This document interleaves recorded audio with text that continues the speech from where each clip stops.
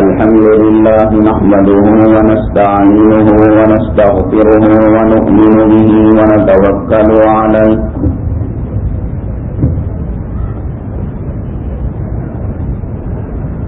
ونعوذ بالله من شرور أنفسنا ومن سيئات أعمالنا ونعوذ بالله من شرور أنفسنا ومن سيئات أعمالنا من يهده الله فلا مضل له ومن يضلل فلا هادي له ونشهد أن لا إله إلا الله وحده لا شريك له ونشهد أن سيدنا ومولانا محمدا عبده ورسوله صلى الله عليه وعلى آله وأصحابه وبارك وسلم تسليما كثيرا كثيرا. أما بعد فأعوذ بالله من الشيطان الرجيم. بسم الله الرحمن الرحيم. ومن يشاقق الرسول من بعد ما تبين له الهدى ويتبع غير سبيل المؤمنين قال النبي صلى الله عليه وسلم من يرد الله به خيرا يفقهه في الدين أو كما قال النبي عليه الصلاة والسلام. رب اشرح لي صدري ويسر لي أمري واحلل عقدة من لساني يفقهوا قولي. اللهم صل على سيدنا مولانا محمد في أول كلامنا. اللهم صل على سيدنا مولانا محمد في أوسط كلامنا. اللهم صل على سيدنا مولانا محمد في آخر كلامنا. قابل احترام صدر جلسہ، معزز علماء کرام، سامعین اعظام، اللہ تبارک تعالیٰ کا بے انتہا کرم اور اس کی مہربانی، اللہ تبارک تعالیٰ نے دین کی نسبت سے ایک اہم عنوان لے کر ہم یہاں جمع ہوئے. اللہ تعالیٰ نے جمع فرمایا. اللہ تعالیٰ ہمارے جمع ہونے کو، کہنے کو، سننے کو قبول فرمائے، دنیا میں اور آخرت میں کامیابی کا ذریعہ اور سبب بنائیں. حضرات، اللہ تبارک تعالیٰ اپنی مخلوق پر جس درجے مہربان ہے، رحم کرنے والا ہے، نہ کوئی ماں اپنی ممتا کو اتنا نچھاور کر سکتی ہے، نہ کوئی باپ کی شفقت اس کا مقابلہ کر سکتی ہے، نہ آپس میں محبت کرنے والوں کی محبتیں اس کے ذرے تک پہنچ سکتی ہیں. بے پناہ محبت کرتا ہے، بے پناہ چاہتا ہے اللہ تعالیٰ اپنے مخلوق کو. چھوٹی سی مثال ہے، حدیث پاک میں آتا ہے، جناب محمد رسول اللہ صلی اللہ علیہ وسلم نے ارشاد فرمایا، تم اگر مجھ سے مانگنے لگو تو رو، آنکھوں سے آنسو بہاؤ. رونا، آنکھوں سے آنسو بہانا یہ ہر کسی کے بس کی بات نہیں. یہ دولت ہر کسی کو نصیب نہیں ہوتی. تو پھر یہ بات کہی گئی کہ اگر رونا نہ آئے تو رونے کی ایکٹنگ کرو، شکل اپنا لو. اللہ کو معلوم ہے کہ یہ ایکٹنگ کر رہا ہے، یہ دکھاوا کر رہا ہے، لیکن پھر بھی اللہ تبارک تعالیٰ اس کے مقدر کو سوار دیتے ہیں رونے کی ایکٹنگ کرنے کی وجہ سے. شب برات کا روزہ کون بدنصیب مسلمان ہوگا جس نے نہیں رکھا ہوگا. اللہ تعالیٰ کو معلوم کہ اس بلی نے کتنی کہا کہ شب برات میں تمہاری تقدیروں کے فیصلے کیا کرتا ہوں اور تم روزہ رکھو، اور تمہارے روزہ رکھنے کی وجہ سے میرے دل میں رحم پیدا ہو جاتا ہے اور تمہارے بگڑے ہوئے مقدر کو میں سنوار دیتا ہوں. اتنا رحم، اتنا کرم کائنات میں، اللہ کی مخلوق میں ہم اس کی جھلک بھی نہیں دیکھ پاتے. اللہ تعالیٰ نے انسانوں کی تخلیق سے پہلے، دنیا میں آنے سے پہلے، وہیں پر حضرت آدم علیہ السلام کی پشت سے آپ کی قیامت تک آنے والی ذریت کو نکالا، اور وہیں پر اللہ تبارک تعالیٰ نے ایک ایگریمنٹ کر لیا کہ تم جب دنیا میں جاؤ گے میرے علاوہ کسی کی عبادت نہیں کرنا، نفع اور نقصان کا مالک کسی اور کو نہیں سمجھنا، اور میرے دربار کے علاوہ کسی اور دربار میں سر نہ جھکانا. سارے معاملات طے ہو گئے. ایگریمنٹ بار بار نہیں کیا جاتا، صبح میں، شام میں، 1:30 بجے، 2:30 بجے، 3:30 بجے ہو گیا ایگریمنٹ. جب رینیول کا ٹائم آتا ہے تب رینیول کیا جاتا ہے. اللہ تعالیٰ نے انسان کی پیدائش سے لے کر انسان کی موت تک کا ایگریمنٹ کر لیا کہ تمہاری یہ سانسیں، تمہاری یہ زندگی، یہ تمہارے دن کے جلوے، یہ تمہاری رات کی خلوت، یہ کس مصرف میں صرف ہوگی، یہ ساری باتیں طے ہو چکی تھیں. لیکن پھر بھی اللہ تبارک تعالیٰ نے انسان کی فطرت میں اور انسان کی قیمت میں، انسان کے مزاج میں بھول ہے، اس لیے اللہ تبارک تعالیٰ اس کو یاد دلانے کے لیے بار بار اللہ نے کتابوں کو آسمان سے نازل فرمایا. ان کتابوں کو سمجھانے کے لیے اللہ تبارک تعالیٰ نے پیغمبروں کو مبعوث فرمایا. اللہ تعالیٰ نے انجیل کو نازل فرمایا، اللہ تبارک تعالیٰ نے توریت کو نازل فرمایا، اللہ تعالیٰ نے صحف ابراہیم کو نازل فرمایا، اللہ تبارک تعالیٰ نے صحف موسیٰ کو نازل فرمایا. ہم جب اپنے بچے کو کسی مکتب میں بھیجتے ہیں، یا جب کبھی ہم نے بھی مکتب میں داخلہ لیا تھا، اگر ہمارا میموری پاور ساتھ کچھ دے رہا ہو اور قوت حافظہ میں کچھ حصہ دین کے لیے باقی ہو، تو اتنی بات ضرور تو یاد ہوگی کہ ہمارے استاد نے ہمیں مار کر ایمان مجمل اور ایمان مفصل کو یاد دلایا تھا. اس ایمان مفصل اور ایمان مجمل میں اللہ تبارک تعالیٰ کی طرف سے نازل کردہ تمام کتابوں پر مسلمان کا ایمان لانا ضروری ہے. اگر کوئی کہے میں قرآن کو تو مانتا ہوں، انجیل کو نہیں مانتا، وہ مومن نہیں ہو سکتا. اگر کوئی میں آقا کو مانتا ہوں، حضرت عیسیٰ کو نبی نہیں مانتا، حضرت موسیٰ کو نبی نہیں مانتا، تمام نبیوں پر، تمام پیغمبروں پر، تمام فرشتوں پر، تمام آسمانی کتابوں پر ہمارا ایمان ہے. اور ہم یہ جانتے ہیں اللہ تبارک تعالیٰ نے جتنی کتابوں کو نازل فرمایا اس کے 2 طریقے ہو سکتے تھے. ایک طریقہ یہ تھا کہ اللہ تبارک تعالیٰ کسی کتاب کو کسی پہاڑ پر رکھ دیتے. اللہ تعالیٰ احد کے پہاڑ پر قرآن شریف کو رکھ دیتے. اللہ تبارک تعالیٰ سور کے پہاڑ پر غار میں اللہ تعالیٰ کلام کو، اپنے کلام کو رکھ دیتے.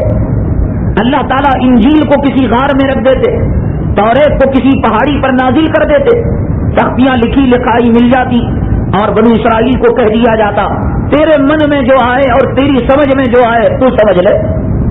ایسی مثال ہمیں آسمانی کتابوں میں ہرگز نہیں ملتی. اللہ نے کوئی کتاب کو تو نازل کیا ہو اور کتاب کو سمجھانے والا نہ بھیجا ہو. پیغمبر تو آئے ہیں بغیر کتاب کے. آدم علیہ السلام آئے، حضرت ادریس علیہ السلام آئے، حضرت شیش علیہ السلام آئے، حضرت لوط علیہ السلام آئے. یہ پیغمبر صاحب کتاب نہیں تھے، ہر پیغمبر کے ساتھ کتاب نہیں آئی، لیکن کوئی کتاب اللہ تبارک تعالیٰ نے بغیر پیغمبر کے نازل نہیں فرمایا. توریت کو نازل کیا تو اللہ تعالیٰ یہ کر سکتے تھے بنو اسرائیل تمہارے من میں جو آئے تم سمجھ لو. انجیل کو نازل کیا، عیسائیوں کو کہہ سکتے تھے اللہ تعالیٰ ہم نے تمہیں عقل دی ہے، ہم نے تمہیں سمجھ دے رکھی ہے، تم جیسے چاہے سمجھ لو. لیکن انجیل کو سمجھانے حضرت عیسیٰ علیہ الصلوۃ والسلام آئے، زبور کو سمجھانے حضرت داؤد علیہ الصلوۃ والسلام آئے، قرآن شریف کو سمجھانے سرور کونین آقا دو عالم جناب محمد رسول اللہ صلی اللہ علیہ وسلم تشریف لائے. قرآن شریف نہ کنڑ میں نازل ہوا، قرآن شریف نہ اردو میں نازل ہوا، قرآن شریف نہ تیلگو میں نازل ہوا. اللہ تبارک تعالیٰ نے اپنے کلام پاک کو عربی زبان میں، مکے کی زبان عربی تھی، عربیوں کی زبان عربی تھی، مدینے کی زبان عربی تھی. اللہ تبارک تعالیٰ نے اپنے کلام کو مقامی لینگویج میں، مقامی زبان کے اندر اللہ تبارک تعالیٰ نے کلام پاک کو نازل کیا. بھائی ہم جب سالار پڑھتے ہیں، ہم کوئی اردو نیوز پیپر پڑھتے ہیں، نئی دنیا پڑھتے ہیں، نشیمن پڑھتے ہیں، تو کسی ٹیچر کی ضرورت نہیں، ہمیں سمجھ میں آ جاتا ہے کہ کون سی رنڈی کس سے حامل ہے، کون سی فلم کہاں چل رہی ہے اور کس نے کتنے رن بنائے.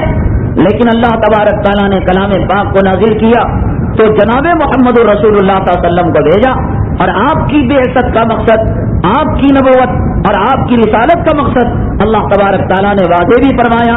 والذی بعث فی الأمیین رسولا منہم یتلو علیہم آیاتہ ویزکیہم ویعلمہم الکتاب والحکمہ. نبی کا کام یہ ہے کہ آیتوں کو تلاوت کرے، نبی کا کام یہ ہے کہ قلوب کا تزکیہ کرے، نبی کا کام یہ ہے کہ وہ اللہ کی کتاب کو سمجھائے. زبان بھاشا ان کی تھی، عربی ان کی تھی، مکے والوں کی، مدینے والوں کی اور اہل عرب کی زبان ان کی تھی، آسانی سے وہ سمجھ سکتے تھے. لیکن اللہ تبارک تعالیٰ نے حوالے نہیں کیا مکے والوں کے، مدینے والوں کے قرآن، بلکہ اللہ تبارک تعالیٰ نے سرور کونین آقائے دو عالم جناب محمد رسول اللہ صلی اللہ علیہ وسلم کو اپنی کتاب، اپنے کلام کو سمجھانے کے لیے، اس کی تشریح کرنے کے لیے، اس کی وضاحت کرنے کے لیے. حدیث ہے کیا؟ قرآن شریف اللہ نے فرمایا ان هو الا وحی یوحی. نبی جو بھی بات کرتے ہیں، فرماتے ہیں، وہ وحی ہوتی ہے جو آپ کی طرف کی جاتی ہے. اللہ کے حبیب پاک صلی اللہ علیہ وسلم کوئی عمل کرتے ہیں اور کوئی بات ارشاد فرماتے ہیں، وہ قرآن شریف کی کسی نہ کسی آیت کی تشریح ہوتی ہے اور کسی نہ کسی آیت کی تفسیر ہوتی ہے. نبی کی یہ مجال نہیں، نبی کی یہ ہمت نہیں کہ نبی اپنی طرف سے کسی حلال کو حرام کر دے، حرام کو حلال کر دے. ایسا کچھ معاملہ نظر آنے لگے. جبریل امین علیہ الصلوۃ والتسلیم آیتوں کو لے کر نازل ہوتے ہیں. یا ایھا النبی لما تحرم ما احل اللہ لک. اے نبی، اللہ نے جس کو حلال کیا آپ نے کیسے اس کو حرام کر دیا؟ مجال نہیں. پیر و مرشد، عالم، پگڑی والا، مفتی تو بہت دور کی بات، نبی کو اجازت نہیں اللہ کی حلال کردہ چیزوں کو وہ حرام کرے، اللہ تعالیٰ کی حرام کردہ چیزوں کو حلال کرے. ان هو الا وحی یوحی. نبی کریم جناب محمد الرسول اللہ صلی اللہ علیہ وسلم اللہ کے کلام کی تشریح کیا کرتے تھے. بعض مرتبہ ایسا واقعہ ہو بھی گیا، حضرات صحابہ کرام کو کوئی مسئلہ درپیش ہوتا، فوراً اللہ کے حبیب پاک صلی اللہ علیہ وسلم کے پاس جاتے. اے محمد صلی اللہ علیہ وسلم، نماز میں ایسے واقعہ پیش آ گیا، میں نے اپنی بیوی کو طلاق ایسے کہہ دی، میرا نکاح ایسے ہو گیا، میں نے مہر ایسا دے دیا، سفر میں گیا میں نے جھاڑ پھونک ایسے کر لیا، ہم سفر میں گئے، کچھ لوگوں نے قضا نماز پڑھی اور کچھ لوگوں نے ادا نماز پڑھی اور کچھ لوگوں نے قصر پڑھی، کچھ لوگوں نے مکمل پڑھی. اللہ کے حبیب پاک آقائے دو عالم جناب محمد رسول اللہ صلی اللہ علیہ وسلم دودھ کا دودھ کر دیتے تھے، پانی کا پانی کر دیتے تھے. اور اگر کوئی بات آپ کو مسئلہ معلوم نہ ہو اور وہی وہ نہ آ چکی ہو، آپ انتظار فرماتے. یسألونک عن المحیض، یہ لوگ آپ سے سوال کرتے ہیں عورت کی ماہواری کے بارے میں، حیض کے بارے میں. یسألونک عن الاہلہ، یہ لوگ چاند کے بارے میں سوال کرتے ہیں. یسألونک عن الروح، یہ لوگ آپ سے روح کے بارے میں سوال کرتے ہیں. اللہ کے حبیب پاک آقائے دو عالم جناب محمد رسول اللہ صلی اللہ علیہ وسلم برجستہ جواب دینے کے بجائے وحی الہی کا انتظار فرماتے، اور وہی جب آ جاتی اور کہا جاتا اس کا جواب یہ ہے، آپ جواب ارشاد فرما دیتے. صحابہ کرام کو اپنے سوال کا واقعی شافی جواب مل جاتا اور مطمئن ہو کر چلے جاتے. کبھی ایمرجنسی، ہنگامی طور پر اکا دکا ایسا واقعہ پیش آ جاتا، چونکہ قرآن عربی ہے اور صحابہ کرام صاحب عربی ہیں اور عربی زبان کے اندر بڑی مہارت رکھنے والے، فصیح اور بلیغ جو ہے زبان کے ماہر ہیں، تو اس لیے اکا دکا ایک واقعہ ایسا بھی آ گیا. اللہ تعالیٰ نے کلام پاک میں سحری کا، اینڈنگ ٹائم، آخری وقت بتانے کے لیے کہا حتی یتبین لکم الخیط الابیض من الخیط الاسود من الفجر، کہ دو تاگے ہوں، ایک تاگا کالا اور ایک تاگا سفید، ان دونوں میں فرق اگر معلوم ہو جائے تو تم سمجھ لو کہ صاحب تمہارے شہری کا وقت ختم ہو گیا۔ ایک صحابی صاحب قرآن ہے، ایک صحابی وہ ہیں اللہ کے حبیب پاک صلی اللہ علیہ وسلم کے پاس بیٹھ کر قرآن شریف کا درس لیا کرتے تھے، آپ کے پیچھے نمازوں کی 5 وقتہ اقتدا کیا کرتے تھے، آپ کے غلاموں میں آپ کا شمار تھا، آپ کے محبین اور عاشقین میں آپ کا شمار تھا۔ انہوں نے کام کیا کہ بھئی مجھے تو عربی آتی ہے، اور اللہ تبارک اس زمانے کے اندر کوئی کوارٹز واج نہیں تھی اور کوئی جو ہے توپ نہیں چھوڑا جاتا تھا، کوئی مؤذن اعلان نہیں کیا کرتا تھا۔ قرآن میں ہے سفید تاگا کالا تاگا، انہوں نے اپنے تکیے کے نیچے 2 تاگوں کو رکھ لیا، ایک سیاہ کو اور ایک سفید کو، تکیہ اٹھا کر دیکھتے اور فرق معلوم نہیں ہوتا، کھاتے جاتے اللہ کے حبیب پاک آقا دو عالم جناب محمد رسول اللہ صلی اللہ علیہ وسلم تک جب یہ بات پہنچتی ہے تو آپ مسکراتے ہیں، فرماتے ہیں کہ تم نے قرآن کا جو معنی سمجھا اور مطلب سمجھا، یہ معنی اور مطلب نہیں ہے۔ کالے تاگے سے مراد رات کی تاریکی ہے اور سفید تاگے سے مراد صبح صادق کی روشنی ہے۔ وہ صحابی کہ جن کے بارے میں قرآن نے کہا الزمہم کلمۃ التقوی، کہ جیسے مچھلی پانی کے بغیر نہیں رہ سکتی، صحابی تقوی کے بغیر نہیں رہ سکتا۔ تیرے اور میری تہجدوں پر کوئی فیصلہ نہیں، تیری میری نمازوں پر کوئی فیصلہ نہیں، سجدے مار کر پیشانیاں سیاہ کر لیں، اپنے آپ کو اپنے وجود کو پگھلا لے، کوئی گارنٹی نہیں۔ اللہ نے اپنے پکے سچے کلام میں صحابہ کرام کے بارے میں ڈگری دے دی، رضی اللہ عنہم ورضوان، اللہ ان سے راضی ہو چکا اور وہ اللہ تبارک تعالیٰ سے راضی ہو چکے۔ اصحابی کالنجوم، میرے صحابہ ستاروں کے معنی میں بِأَيِّهِمْ اقتدیتم، ایک صحابی کا طریقہ زندگی میں آ جائے جنت کی کنجی تمہارے ہاتھ میں آ جائے گی۔ یہ صحابی اللہ کے قرآن کے بارے میں صاحب زبان ہونے کے باوجود، نبی کی شاگردگی کو اختیار کرنے کے باوجود، آپ کی مجلس بابرکت سے صحبت یافتہ ہونے کے باوجود، قرآن شریف میں ڈگری دینے کے باوجود اور قرآن شریف میں قیامت تک کے آنے والے مسلمانوں کو متنبہ کرنے کے باوجود، خبردار اپنے ایمان کی خبر رکھنا، اگر ان کی طرف تمہاری انگلی اٹھی، ان کی طرف تم نے بری نگاہ کی، اپنے ایمان کا جنازہ نکالنا پڑے گا۔ یہ تھے وہ صحابہ کرام، لیکن اللہ کے قرآن کو جب انہوں نے اپنے طور سے اجتہاد کرنا چاہا تو ان سے کچھ بھول ہو گئی۔ اللہ کے حبیب پاک آقا دو عالم جناب محمد رسول اللہ صلی اللہ علیہ وسلم نے اس کی اصلاح فرمائی، اور اسے کوئی آدمی برائی کے ساتھ یاد بھی نہ کرے۔ قرآن شریف میں جہاں اللہ تبارک تعالیٰ نے اپنے حبیب پاک آقا دو عالم جناب محمد رسول اللہ صلی اللہ علیہ وسلم فرمایا لما تحرم ما احل اللہ لک، کہ اللہ نے جس کو حلال کیا آپ نے کیوں حرام کیا؟ تبتغی مرضات ازواجک، آپ اپنی بیویوں کی رضامندی چاہتے ہیں۔ کسی کمینے کے دل میں اور کسی بدقسمت ذلیل انسان کے دل میں یہ بات آ گئی ہو کہ اللہ نے نبی کا مواخذہ کر لیا، اللہ نے نبی کی پکڑ فرما لی، اللہ غفور الرحیم، اے کمینے طنز کرنے والا، تنقید کرنے والا تو کون ہوتا ہے؟ اللہ تو پہلے ہی سے محمد کو بخش دیا ہے، رحم کرنے والا ہے صلی اللہ علیہ وسلم۔ تو اسے کوئی تنقید کی نگاہ سے نہ دیکھے کہ صحابی نے جو ہے غلط اجتہاد کر لیا، صحابی سے غلطی ہو گئی۔ ہمیں کوئی حق نہیں پہنچتا کہ کسی صحابی کے بارے میں ہم انگلی اٹھائیں اور ان پر تنقید کریں۔ اس واقعے کے بیان کرنے کا منشا اور مقصد یہ ہے کہ صحابہ کرام جن کا اتنا اونچا مقام ہے، اتنا اونچا مقام ہے، اللہ کی عزت و جلالت کی قسم، قیامت تک کے آنے والے تیرے اور میرے جیسے مکار عابد نہیں، وقت کے اولیاء اللہ، وقت کے اقطاب، وقت کے غوث، وقت کے قطب، ان کی ساری عبادتیں ایک طرف اور صحابی کی زندگی کا اللہ کی قسم زندگی کا ایک لمحہ ایک طرف، ہرگز مقابلہ نہیں ہو سکتا۔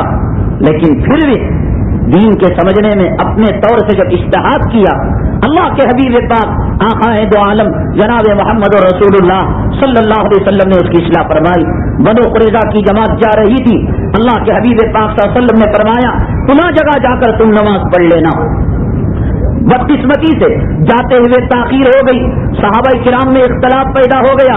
ایک طبقہ کہنے لگا نہیں، آپ کا مقصد یہ تھا کہ عصر کی نماز تک یا فلاں وقت کی نماز تک فلاں جگہ چلے جانا چاہیے، آپ نے یہ منشا فرمایا۔ دوسرا طبقہ کہنے لگا نہیں نہیں، ہم قضا نہیں کریں گے اپنی نماز کو، نماز ہم یہاں پر پڑھ لیں گے۔ ایک طبقے نے ادا نماز پڑھی اور ایک طبقے نے قضا نماز پڑھی، اجتہاد کیا۔ اللہ کے حبیب پاک صلی اللہ علیہ وسلم کے پاس مسئلہ گیا۔ صحابہ کرام کے زمانے میں ایک واقعہ پیش آیا، سفر میں گئے صحابہ کرام اور پانی نہیں ملا، اور ایک صحابی پر غسل جنابت واجب ہو گیا اور غسل ان پر واجب ہو گیا، ضروری ہو گیا، تو کیا کرنا چاہیے؟ پانی لینا بھی چاہیے یا تیمم کرنا چاہیے؟ یا تیمم کرے تو غسل کا تیمم کیا الگ ہے، کیا وضو کا تیمم الگ ہے؟ یہ سب واقعات پیش آئے۔ اللہ کے حبیب پاک آقا دو عالم جناب محمد الرسول اللہ صلی اللہ علیہ وسلم کے در اقدس میں پہنچا کرتے، آپ فرما دیتے یہ ثواب ہے، یہ خطا ہے، اجتہاد کا ثواب ہے۔ کوئی صحابی سے کوئی خطا سرزد نہیں ہوئی، اللہ کے حبیب پاک صلی اللہ علیہ وسلم نے اصلاح فرما دی۔ حتیٰ کہ آقا دو عالم جناب محمد الرسول اللہ صلی اللہ علیہ وسلم دنیا سے پردہ فرما گئے۔ اب ایک ذریعہ جو آپ سے مسئلے کے حل کا تھا وہ ختم ہو گیا، وہ دروازہ ہمیشہ ہمیشہ کے لیے اب بند ہو گیا۔ آقا دو عالم جناب محمد الرسول اللہ صلی اللہ علیہ وسلم کے وصال مبارک کے بعد اب صحابہ کرام میں اختلاف پیدا ہوتا تھا، صحابہ کرام کے اندر دو رائے پیدا ہوتی تھی، صحابہ کرام کے اندر دو مسئلے پیدا ہوا کرتے تھے، تو آقا کے پاس جایا کرتے تھے، وہ دروازہ بند ہو گیا۔ اب دو راستے تھے، ایک راستہ یہ تھا صحابہ میں دو طبقے پیدا ہوئے، ایک طبقہ مجتہد کا طبقہ پیدا ہوا، ایک طبقہ مقلد کا طبقہ پیدا ہوا۔ مجتہد کس کو کہتے ہیں؟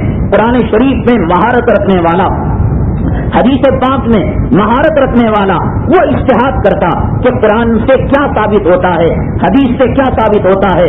چنانچہ مکہ مکرمہ کے اندر حضرت عبداللہ ابن عباس رضی اللہ تعالیٰ عنہما سے ان کی تقلید کی جاتی تھی، مدینہ منورہ کے اندر حضرت زید ابن ثابت رضی اللہ تعالیٰ عنہ سے لوگ ان سے آ کر مسئلہ پوچھا کرتے تھے۔ کوفہ کے اندر حضرت علی کرم اللہ وجہہ سے آقا دنیا سے پردہ فرما گئے۔ اب دو راستے مسئلے معلوم کرنے کے، یا تو خود اجتہاد کرے یا نہیں کوئی اجتہاد کرنے والے کی تقلید کریں۔ صحابہ کرام میں دو ہی طبقے تھے، جتنے انبیاء دنیا میں تشریف لائے کم و بیش اللہ تبارک تعالیٰ نے اتنی ہی صحابہ نصیب فرمائے۔ جناب محمد رسول اللہ صلی اللہ علیہ وسلم کو تاریخ اٹھا کر دیکھ لیں، اسماء الرجال کی بحثیں اٹھا کر دیکھ لیں، 1.25 لاکھ صحابہ کے اندر آپ کو بہت زیادہ 35 یا 40 مفتیان کرام ملیں گے جو فتویٰ دیا کرتے تھے، جو مسئلہ بتایا کرتے تھے۔ یہ جھگڑے کی بات نہیں میرے بھائی، ابھی ملک وکٹوریہ نہیں آئی تھی ہندوستان، ابھی انگریز نے ہندوستان کے اندر قدم نہیں رکھا تھا۔ 1400 سال پہلے کی میں آپ کو تاریخ بتا رہا ہوں۔ اللہ کے حبیب پاک صلی اللہ علیہ وسلم کی دنیا سے رخصتی کے بعد صحابہ کرام میں دو طبقے ہو گئے، ایک طبقہ اجتہاد کیا کرتا تھا اور ایک طبقہ مجتہد صحابہ کی تقلید کیا کرتا تھا۔ حضرت عبداللہ ابن عباس رضی اللہ تعالیٰ عنہ مکہ مکرمہ کے اندر مفتی تھے، وہاں صحابہ کو کوئی مسئلہ درپیش ہوتا حضرت عبداللہ ابن عباس کے پاس رجوع ہوتے تھے۔ حضرت زید ابن ثابت مدینہ منورہ کے اندر مفتی تھے، صحابہ کرام ان سے رجوع ہوتے تھے۔ کوفہ میں حضرت علی اور حضرت عبداللہ ابن مسعود رضی اللہ تعالیٰ عنہ مفتیان تھے، صحابہ کرام ان سے رجوع ہوتے تھے۔ کوئی جھگڑا نہیں تھا، یا تو مجتہد تھے کہ خود اجتہاد کیا کرتے تھے کہ قرآن سے کیا مسئلہ نکلتا ہے، حدیث سے کیا مسئلہ نکلتا ہے، اللہ کی نبی کی اسوے سے اور آپ کی سیرت سے کیا جو ہے مسئلہ نکلتا ہے یا نہیں، تو جو ہے تقلید کیا کرتے تھے۔ بیچ کا جو طبقہ تھا غیر مقلد کا، یہ طبقہ ابھی نہیں آیا تھا، صحابہ کرام کے دور میں غیر مقلد کا طبقہ نہیں تھا۔ یا تو اجتہاد کرو یا تو کسی کی تقلید کرو، اور حضرات صحابہ کرام حضرت سیدنا معاذ ابن جبل رضی اللہ تعالیٰ عنہ کو اللہ کے حبیب پاک آقا دو عالم جناب محمد رسول اللہ صلی اللہ علیہ وسلم یمن کا گورنر بنا کر آپ نے جب بھیجا تھا، تو اس وقت حضرت معاذ رضی اللہ تعالیٰ عنہ سے کچھ گفتگو ہوئی، کچھ سوالات ہوئے، کچھ جوابات ملے۔ محدثین نے صحیح روایتوں کے ساتھ، صحیح سندوں کے ساتھ اپنی مستند کتابوں میں حضرت سیدنا معاذ ابن جبل رضی اللہ تعالیٰ عنہ کے واقعے کو بیان فرمایا ہے۔ حضرت معاذ ابن جبل رضی اللہ تعالیٰ عنہ سے پوچھا، اللہ کے حبیب پاک آقا دو عالم جناب محمد رسول اللہ صلی اللہ علیہ وسلم نے، معاذ کس چیز میں تم فیصلہ کیا کرو گے؟ کہا اللہ کی کتاب سے. فَإِلَّمْ تَجِدْ، اگر آپ نہ پاؤ، قرآن میں ہے مسئلہ لیکن آدمی کی رسائی وہاں تک نہ ہو، آدمی کی پہنچ وہاں تک نہ ہو، تو کیا کرو گے؟ تو فرمایا سنت رسول اللہ صلی اللہ علیہ وسلم سے فیصلہ کروں گا.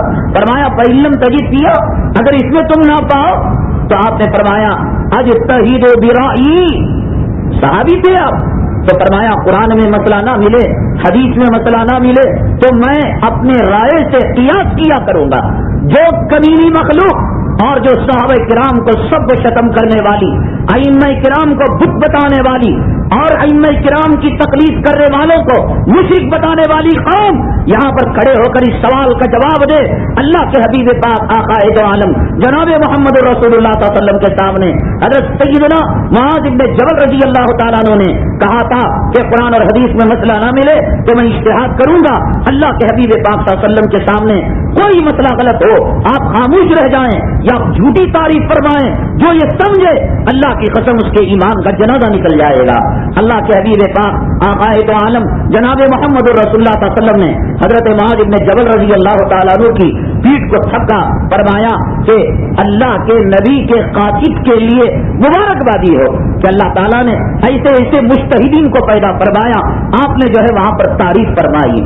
تو صحابہ کرام میں دو ہی طبقے تھے، یا تو اجتہاد کرنے والے یا تو جن کا یمن میں جب گیا گورنر بنا کر تو وہاں کے لوگ حضرت معاذ بن جبل رضی اللہ تعالیٰ عنہ سے مسئلہ پوچھا کرتے تھے.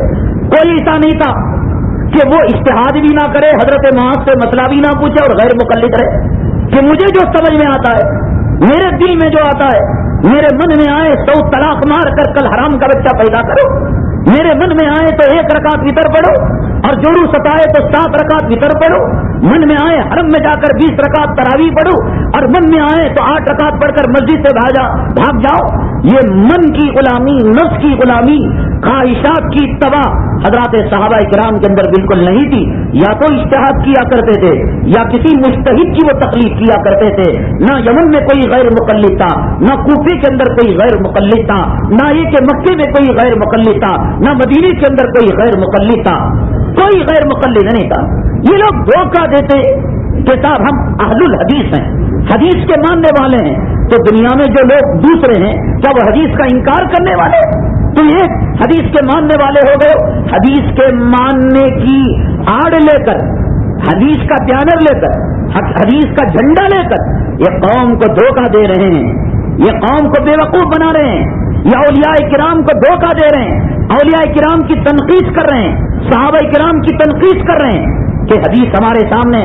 یہ بولے والے بیچارے جماعتی لوگ جاتے ہیں ایک کلینر کو اور واچمین کو ایک میکینک کی ٹڈی پکڑ کر اس کے جوتے اپنے سر پر رکھ کر بھیا نماز تو پڑھ لے، وضو تو کر لے، داڑھی تو رکھ لے، بڑی مشکل سے منتیں کر کر سماجتیں کر کر خدا کے گھر لے آتے ہیں. وہ ماں باپ کا نافرمان تھا، اب ماں باپ کا فرمانبردار ہو گیا. وہ سود کا کھانے والا تھا، وہ حلال خور بن گیا. اب اس کے سامنے چپ ہو گئی. تم نے تو نماز پڑھی، میں دیکھا اللہ کا فضل، تم میکینک تھے اور تم جو ہے حرام کا دھندا چلانے والے تھے، چٹ فنڈ چلانے والے تھے، فلاں فلاں کام کرنے والے تھے، اور تم راہ راست پر آ گئے. بڑی خوشی کی بات. لیکن جب کھانا ہی کھا رہے ہو تو اچھا کھانا کھاؤ نا، تم محمدی نماز پڑھو نا، تم حنفی نماز کیوں پڑھتے ہو؟ ہمارے سامنے اللہ کے نبی نے قرآن بھی دے دیا، حدیث بھی دے دی. قرآن کے دینے میں کوئی خیانت نہیں کی، حدیث کے دینے میں کوئی خیانت نہیں کی. تو قرآن اور حدیث کو چھوڑ کر ابو حنیفہ کے راستے پر کیوں چلتے ہو؟ کیا تمہیں قبر کے اندر یہ سوال ہوگا من ربو کا، تیرا رب کون ہے، تیرا رسول کون ہے؟ تو تم کیا جواب دو گے کہ میرا رب ابو حنیفہ تھا، میرا رسول امام شافعی تھا؟ جوتے پڑیں گے صاحب. تم پڑھ ہی رہے ہو نماز تو محمدی نماز پڑھو. صحابہ جی سے نماز پڑھا کرتے تھے. ابو حنیفہ رحمۃ اللہ علیہ 100 سال کے بعد آئے. جو لوگ 100 سال سے پہلے دنیا میں جنہوں نے نمازیں پڑھی حنفی نہیں تھے، شافعی نہیں تھے، وہ سب کیا ہو گئے جہنمی؟ تو تم کیوں 100 سال بعد والی نماز پڑھتے ہو؟ کوفہ کی نماز پڑھتے ہو، مکے کی نماز کیوں نہیں پڑھتے؟ مدینے کی نماز کیوں نہیں پڑھتے؟ آؤ صاحب ہم تمہیں بھی اشتہار دکھاتے ہیں. مکے کے اندر دیکھو سینے پر ہاتھ باندھتے ہیں، مکے کے اندر دیکھو زور سے آمین کہتے ہیں، مکے کے اندر دیکھو رفع یدین کہتے ہیں، اور مکے کے اندر دیکھو آمین زور سے آمین بالجہر کرتے ہیں.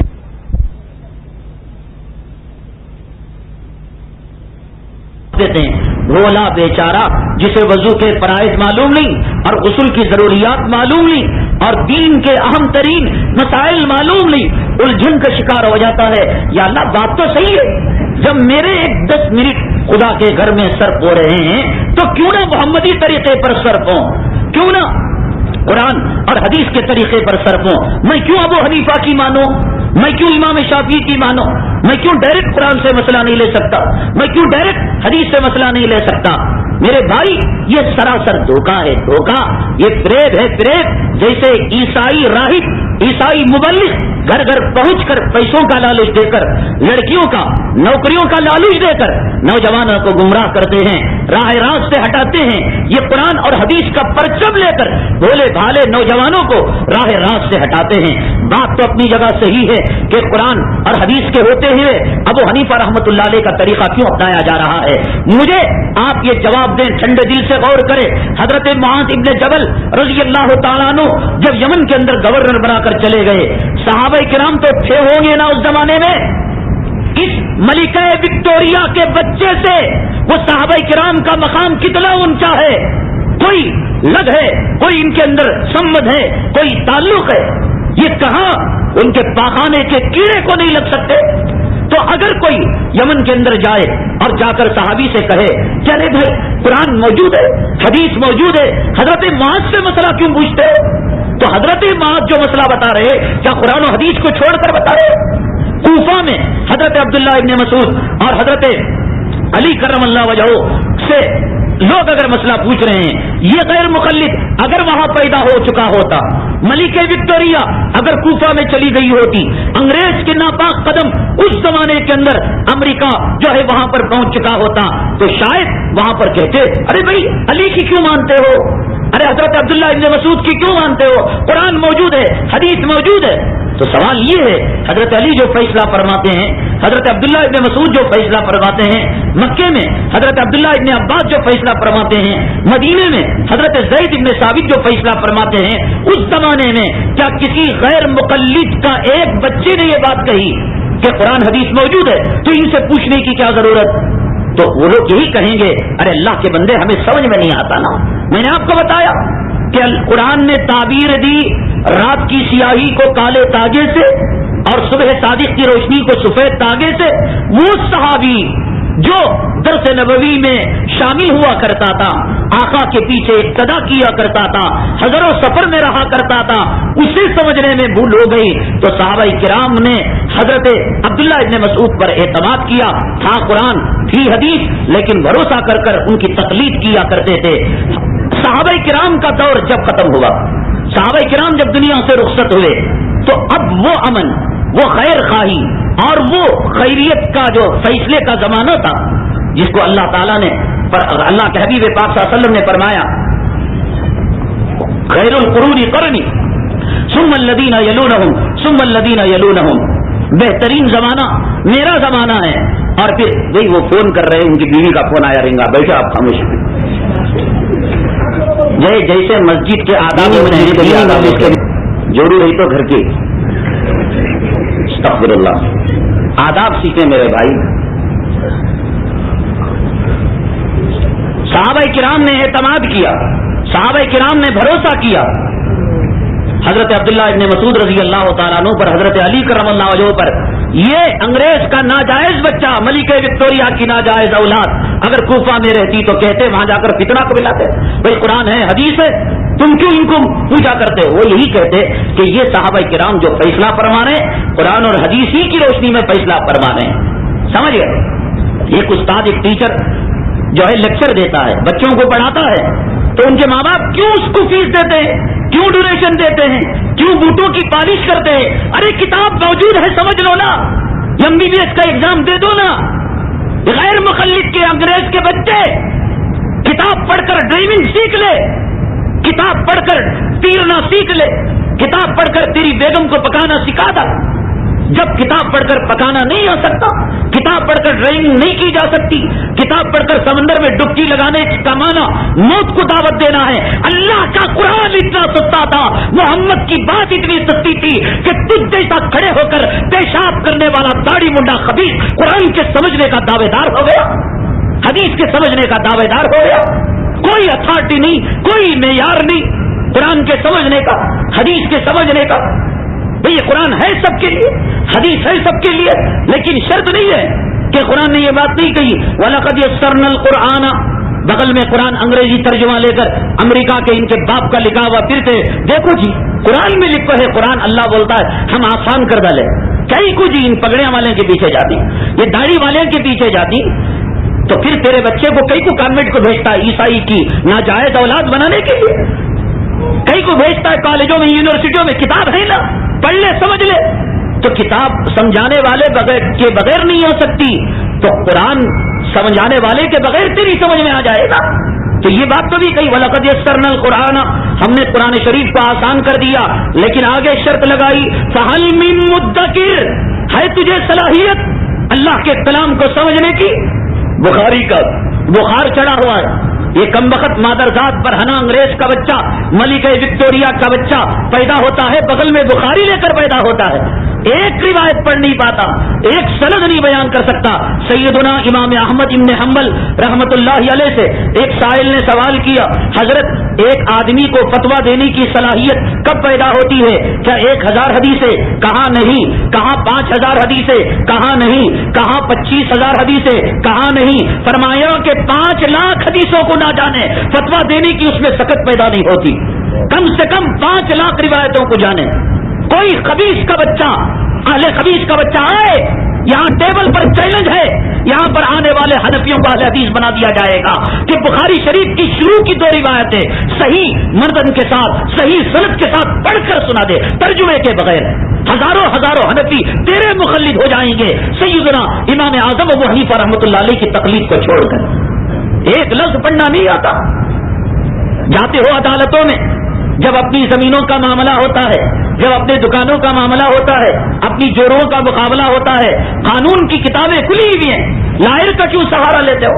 نہیں صاحب, قانون کی پیچیدگیاں ہوتی ہیں, قانون کی باریکیاں ہوتے ہیں, دنیا کے کاپنوں چماروں کے بنائے ہوئے قانون کی پیچیدگیاں, اور خدا کے قانون کے اندر کوئی باریکی نہیں. یہ خدا کے قانون کو سمجھنے کی کوئی ضرورت نہیں. صحابہ کرام کا طبقہ جب دنیا سے رخصت ہو گیا, ایک ایک کر کے صحابہ کرام پردہ فرما گئے. وہ خیریت کا وعدہ, وہ بشارتیں جو خیر القرون کے لیے تھی, ان کا پرسنٹیج کم ہوتا چلا گیا. اللہ کے حبیب پاک آقا دو عالم صلی اللہ علیہ وسلم نے تربیت امت کے لیے جو احکامات صادر فرمائے, جو صحابی نے جو عمل نبی کے عمل کو دیکھا اسے مضبوطی سے پکڑ لیا. مثال کے طور پر شروع میں آمین بتانے کے لیے اللہ کے حبیب پاک صلی اللہ علیہ وسلم نے صحابہ کو فرمایا, میں جب کہوں ولضالین تم لوگ زور سے آمین کرو, تاکہ نئے نئے نمازی, نئے نئے ایمان قبول کرنے والوں کو پتا چل جائے کہ ولضالین کے بعد آمین ہے. اگر آہستہ کہیں ان کی تعلیم کیسی ہوگی, ان کی تربیت کیسی ہوگی. اور فرمایا کہ بغیر سورہ فاتحہ کے چاہے تم اقتدا کرو, مقتدی ہو, تم جو ہے سورہ فاتحہ پڑھو, اس کے بغیر نماز نہیں ہوتی. نبوت کی تربیت سورہ فاتحہ کو یاد دلانے کے لیے آپ نے ایک تربیتی کورس تھا, ایک تربیتی نظام تھا جو 23 سال کے اندر دھیرے دھیرے دھیرے دھیرے دھیرے دھیرے یہ مکمل ہوا, پائے تکمیل کو پہنچا. یہ ریڈی میڈ اسلام بنا بنایا آسمان سے نازل نہیں ہوا. شروع میں نماز میں بات کرنا جائز تھا, بعد میں منسوخ ہو گیا. مکی زندگی کے اندر شراب پینا جائز تھا, بعد میں منسوخ ہو گیا. شروع میں خون حلال تھا, پاک تھا, بعد میں منسوخ ہو گیا. شروع میں پیشاب پاک تھا, بعد میں منسوخ ہو گیا. تو اللہ کے نبی کے صحابی نے نبی سے جو عمل دیکھا اس کو مضبوطی سے پکڑ لیا. کیسے چھوڑ سکتے تھے وہ؟ آج کے دنیا کے مجنوں کو لیلا کی گلی کے کتے کی پیر کی دھول اگر پیاری ہوتی ہے تو صحابہ کو محمد کی ادا کیا پیاری نہیں ہوتی صلی اللہ علیہ وسلم. مر جائیں گے, مٹ جائیں گے, قربان کر دیں گے اپنی آل اولاد کو, محمد صلی اللہ علیہ وسلم کے طریقے کو اپنی زندگی سے نہیں نکالیں گے.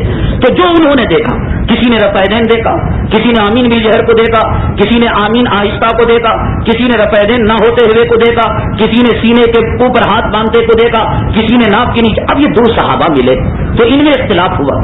تابعین ملے, صحابہ پردہ فرما چکے. صحابہ کو جنہوں نے دیکھا وہ تابعی ہیں تو کہنے لگے نہیں صاحب میں نے صحابی سے ایسے سیکھا, میں نے حدیث میں یہ پڑھا. حجتیں ہونے لگی. بنا ہو سیدنا امام اعظم ابو حنیفہ رحمۃ اللہ علیہ کا اللہ تبارک تعالیٰ کروڑوں کروڑوں کروڑوں کروڑ رحمتیں آپ کی قبر مبارک پر نازل فرمائیں. اس اختلاف کے حل نکالنے کی آپ نے صحیح کی, اللہ بھی راضی ہو جائے, سنت رسول اللہ صلی اللہ علیہ وسلم پر عمل ہو جائے, صحابہ کرام کے طور طریقے بھی آ جائیں. انہوں نے فقہ کو مدون فرمایا. ایک بات انگریز کے بچے کو بتلا دو کہ وہ اپنے کان کا میل صاف کر لے. فقہ پہلے مرتب ہوا, بخاری بعد میں آئی. ابو حنیفہ پہلے آیا, بخاری بعد میں آئے.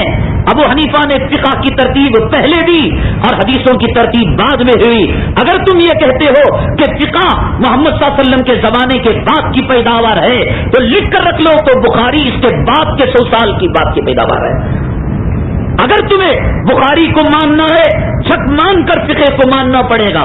اگر تمہیں نسائی کو ماننا ہے, اگر تمہیں سیاستہ کو ماننا ہے, اگر حدیثوں کو ماننا ہے, ارے یہ اسٹیج ہے. پہلے تم نے 2 نمبر کو مانا ہے, 1 نمبر کو ماننا پڑے گا. 1 نمبر کے بغیر 3 نمبر نہیں آ سکتا. 2 نمبر ہے اس کو تسلیم کرنا پڑے گا. سیدنا امام اعظم ابو حنیفہ رحمۃ اللہ علیہ کے زمانے میں جو آپ بھی تابعی تھے, آپ نے بھی صحابہ کی رویت کا شرف حاصل کیا تو دیکھا کہ لوگوں کے اندر رائیوں میں اختلاف ہونے لگا ہے. کوئی کہتا رفیدین ہے, کوئی کہتا ہے نہیں ہے, کوئی کہتا آمین زور سے, کوئی کہتا آمین آہستہ. اللہ تبارک تعالیٰ کروڑوں رحمت نازل فرمائے. آپ نے فقہ کو مرتب فرمایا. اب کہتے ہیں ابو حنیفہ رحمۃ اللہ علیہ کو حدیث نہیں آتی تھی. ارے کمبختو, جوس جو آتا ہے پھل سے آتا ہے, پھل کے بغیر جوس کیسے نکل جائے گا؟ گنا ہوگا تو گنے کا جوس ہوگا نا. فقہ جو آئے گا تیرے باپ کی قبر سے آئے گا. فقہ جو نکالا جائے گا, فقہ کا ترجمہ کیا ہے؟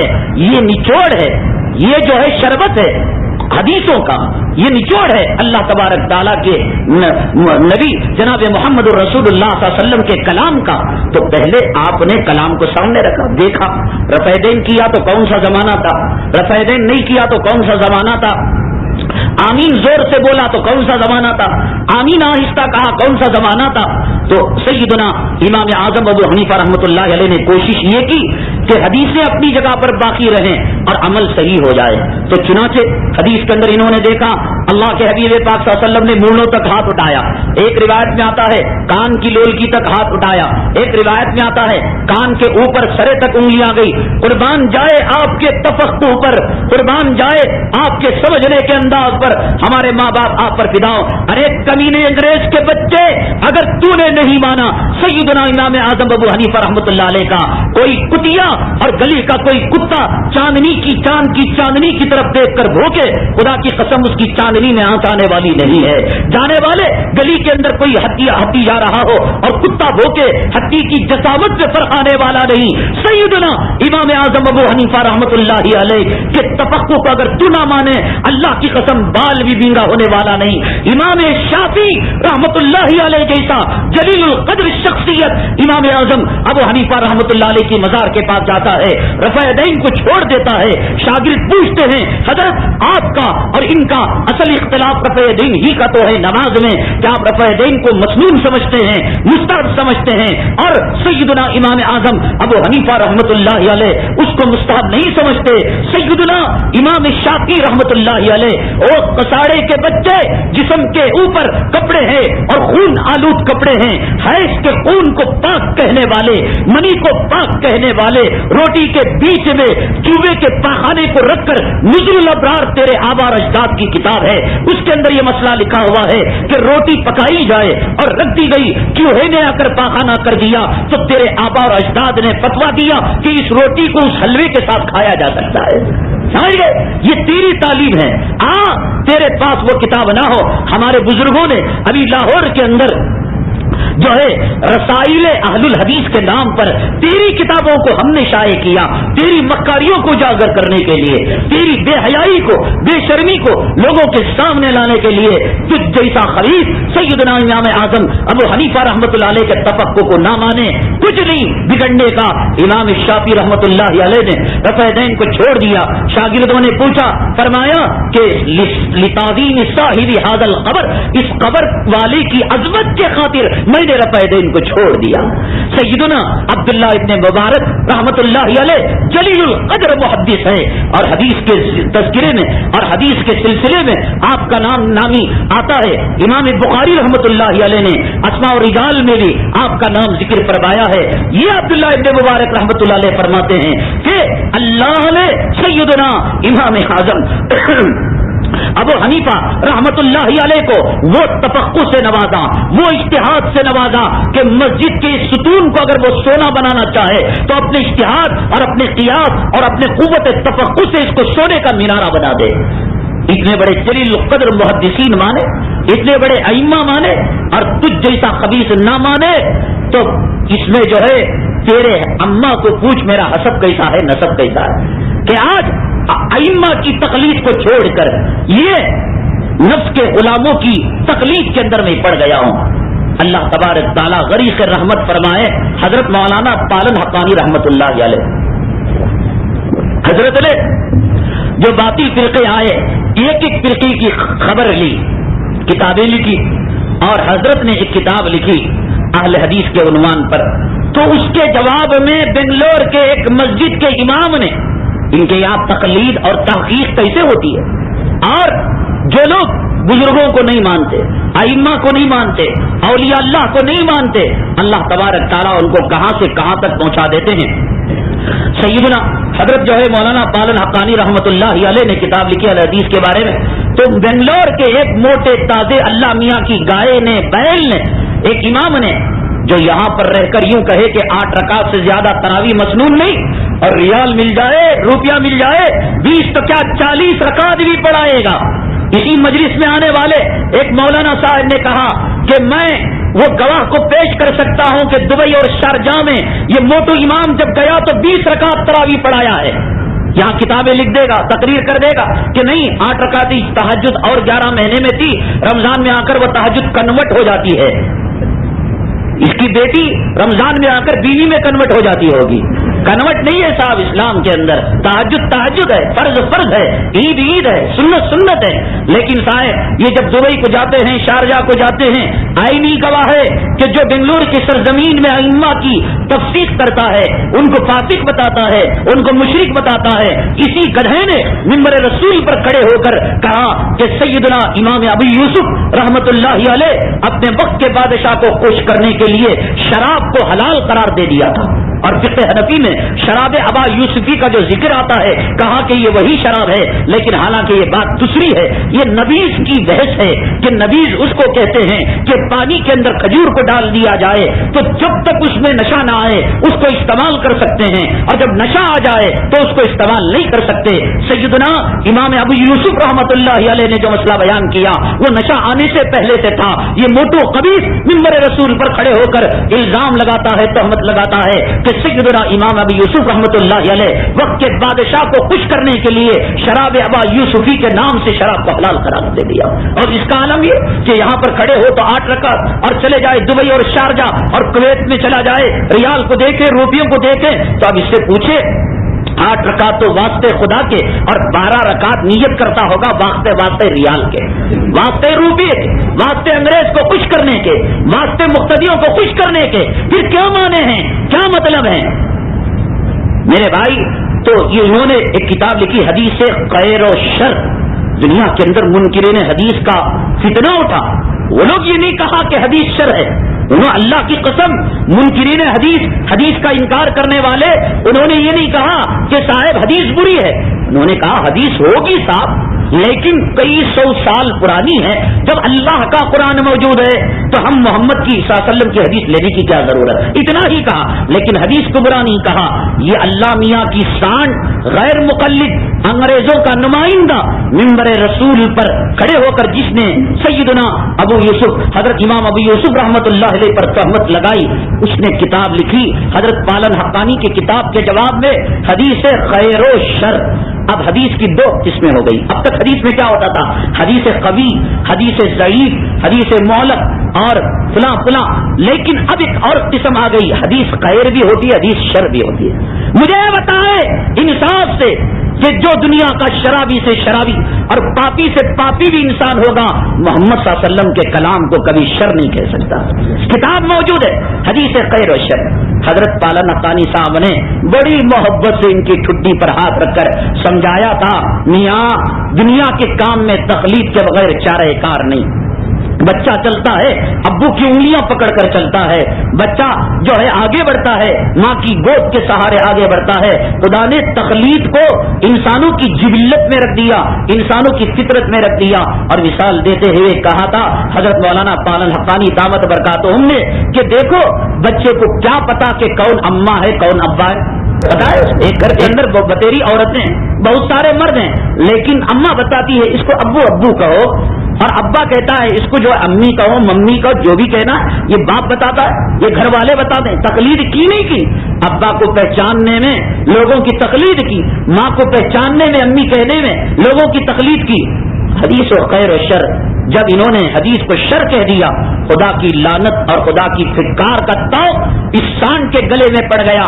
اس نے کہا نہیں صاحب تم کرتے ہوگے حنفی تقلید، تم کرتے ہوگے شافعی تقلید، ہم تقلید نہیں کرتے، ہم تحقیق کرتے ہیں. سمجھ گئے؟ ہم تحقیق سے پتا کرتے ہیں کہ کون اماں ہے کون ابا ہے. دیکھو بھول کر بھی کسی غیر مقلدوں کے انگریزوں کی ناجائز اولاد کے گھرانے میں رشتہ بیاہ نہ کرنا، شادی کا ناطا نہ کرنا. کیوں؟ کل اگر کوئی بچہ ہوگا تو انہوں نے حدیث خیر و شر کے اندر لکھا ہے کہ بچہ تحقیق کرے گا، اماں کو پوچھے گا میرے ابا آئے تھے تو تیرے پاس رات کے کتنے بجے تھے؟ آئی وٹنس کیا ہے؟ میرے ابا کا میں نطفہ کر دو. یہ لکھا ہے انہوں نے. ہم تقلید نہیں کرتے. ہمارے غیر مقلدوں میں ملکہ وکٹوریہ کے بچوں میں، انگریز کی اولاد میں اور یہ 100 سال کی پیداوار میں نسل میں ہمارے یہاں تقلید نہیں کہ کسی کے کہنے پر ہم اماں کہہ لیں، کسی کے کہنے پر ہم ابا کہہ لیں. ہم اماں کو جو ہے تحقیق کرتے ہیں، اس کا ڈی این اے ٹیسٹ کرتے ہیں، ابا کی منی کو لے جا کر لیاب کے اندر ریسرچ کرتے ہیں، اپنا ڈی این اے ٹیسٹ کرتے ہیں، تحقیق کر ہم کہتے ہیں اب میری عمر 17 سال ہو گئی، اب جو ہے لیاب سے جو ہے ریزلٹ آیا کہ تجھ ابا کہتے ہیں. جب تک مر بھی جائے گا کبھی نہ. سمجھ گئے؟ یہ دیکھ لیا تحقیق تقلید سے ہٹنے کا انجام. انہوں نے لکھا ہے حدیث خیر و شر کے اندر. میرے بھائی سیدنا امام اعظم ابو حنیفہ رحمۃ اللہ علیہ نے امت کی بھلائی کے خاطر اور امت کو ایک نقطۂ نظر پر ایک پلیٹ فارم پر لانے کے لیے آپ نے مسائل کے اندر اجتہاد فرمایا، احادیث کے اندر اجتہاد فرمایا اور امت کو ایک پلیٹ فارم کے اندر کھڑا فرمایا. اور کوشش آپ نے یہ کی کہ آپ جو ہے اس ایک مسئلے کے اندر تمام حدیثوں کو سمیٹ لیں. جیسے کہ میں نے کہا آپ نے جو ہے مونڈے تک ہاتھ اٹھائے، کان کی لولکی تک ہاتھ اٹھائے اور کان کے سرے تک ہاتھ اٹھائے. آپ نے فرمایا کہ آپ نماز پڑھیں اپنے انگوٹھے کے سرے کو اپنے کانوں کی لولکی پر لگائے. مونڈے تک بھی چلے گئے، کانوں کے سرے تک بھی چلے گئے اور کان کی لولکی کو انگوٹھا بھی لگ گیا. ساری حدیثوں پر عمل ہو گیا. سمجھ گئے؟ یہ سیدنا ارے کیسے کریں گے جن کی دنیاوی زندگی کے اندر کوئی خیانت نہیں. بھئی انسان جو خیانت کرتا ہے وہ دنیاوی زندگی میں پہلے خیانت کرتا ہے، پہلے لڑکیوں کو لائن مارتا ہے، پہلے مال بٹورتا ہے، پہلے جائیداد ہڑپتا ہے. جس نے اپنی زندگی میں اپنی حیات میں ایک بکری کے چوری ہو جانے پر اس زمانے میں ایک جانوروں کے ماہر حیوانیت سے یہ مسئلہ پوچھا کہ ایک بکری کتنی زندگی گزار سکتی ہے، اتنی ہونے کے بعد کہا کہ 7 سال تک باقی رہ سکتی ہے. اللہ کی قسم سیدنا امام اعظم ابو حنیفہ رحمۃ اللہ علیہ نے بکری کے لقمے کو، بکری کے گوشت کے ٹکڑے کو اپنے حلق سے نیچے نہیں اتارا. کہیں ایسا نہ ہو کہ چوری شدہ بکری کا گوشت میرے پیٹ کے اندر داخل ہو جائے. جس نے اپنے دسترخوان میں خیانت نہیں کی، جس کو قرض دیا ہوا تھا، سفر میں جا رہے تھے، لوگوں نے دیوار کا سایہ لے لیا. سیدنا امام اعظم ابو حنیفہ رحمۃ اللہ علیہ سے کہا گیا حضرت اتنی کڑی دھوپ میں کیوں کھڑے ہیں، آپ بھی سائے میں تشریف لائیں. فرمایا کہ نہیں، میں نے اس کو قرض دیا ہوا ہے، اگر میں اس سے نفع لے لوں گا تو یہ چھاؤں میں کھڑا ہونا سود میں نہ شمار ہو جائے.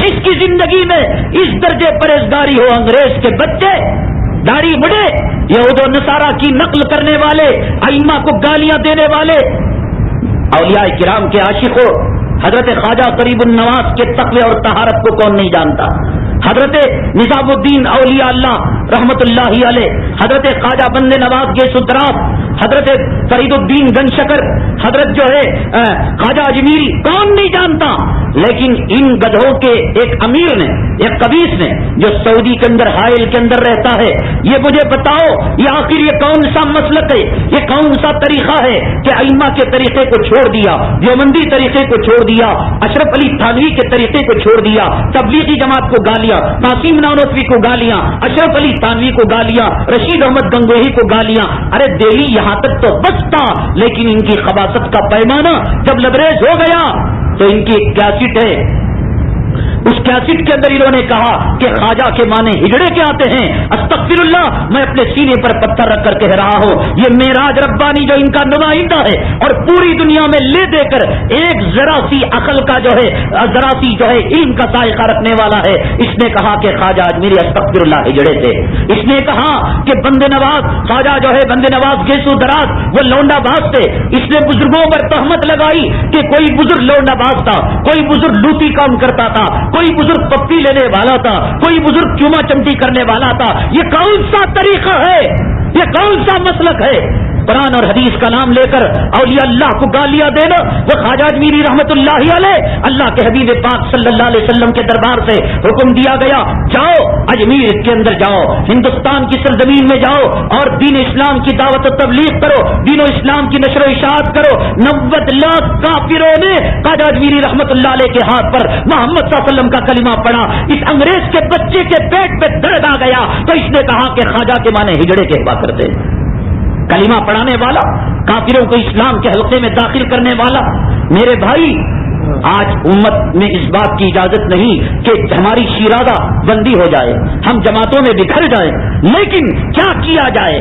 دن بدن روز بروز صبح شام ہوٹلوں میں، چوراہوں میں، فٹ پاتھوں میں آ جاتے ہیں، فضائل اعمال میں یہ لکھ کر ہے، تمہارے جماعت کے اندر یہ لکھ کر ہے، حضرت تھانوی نے یہ بولا ہے، حضرت قاسم نانوت، یہی ان کی تبلیغ ہے، یہی ان کا ذکر ہے، یہ پھوٹ ڈالنے والے ہیں۔ قرآن شریف کی ایک سورت ہے، سب سے آخری سورت،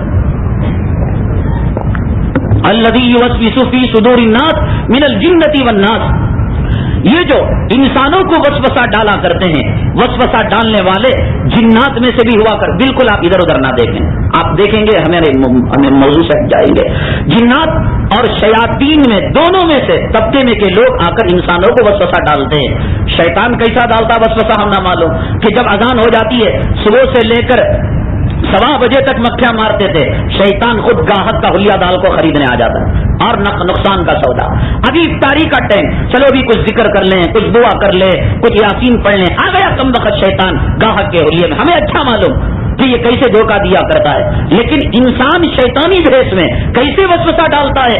اگر آپ نے جناتی شیطان کو نہیں دیکھا ہے اور آپ انسانی شیطان کو دیکھنا چاہتے ہیں تو یہ ملکہ وکٹوریہ کے بچے انگریز کی ناجائز اولاد جو اپنے آپ کو اہل حدیث اہل خبیث کہا کرتے ہیں، غیر مقلد کہا کرتے ہیں، ائمہ اور اولیاء کرام کو گالیاں دیا کرتے ہیں، ان کے چہروں کو دیکھ لو، نحوست، سیاہی اور کالاگی تبکتی ہوئی ہوگی، کہیں گے فضائل اعمال کھولو، فضائل درود کھولو، فلاں صفحہ کھولو، دیکھو صاحب یہ کیسے ہو سکتا ہے، یہ ہو سکتا ہے کیا؟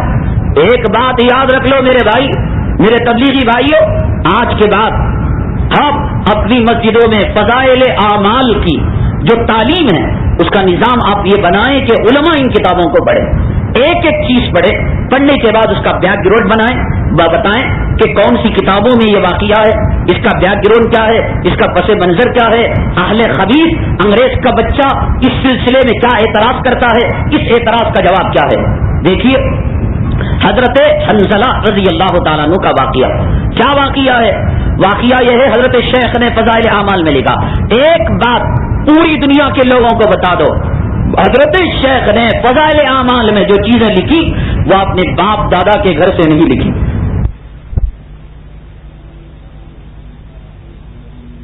کہنے اپنے گھر میں بیوی بچوں کے ساتھ ہوتا ہوں، اور حضرت شیخ فضائل اعمال میں لکھتے ہیں کہ بیوی کی ساتھ پہلی رات صحبت کرنے کے بعد بغیر غسل کے شیخ، کتنے ایک نمبر کے جھوٹے ہوئے نہیں ہوئے؟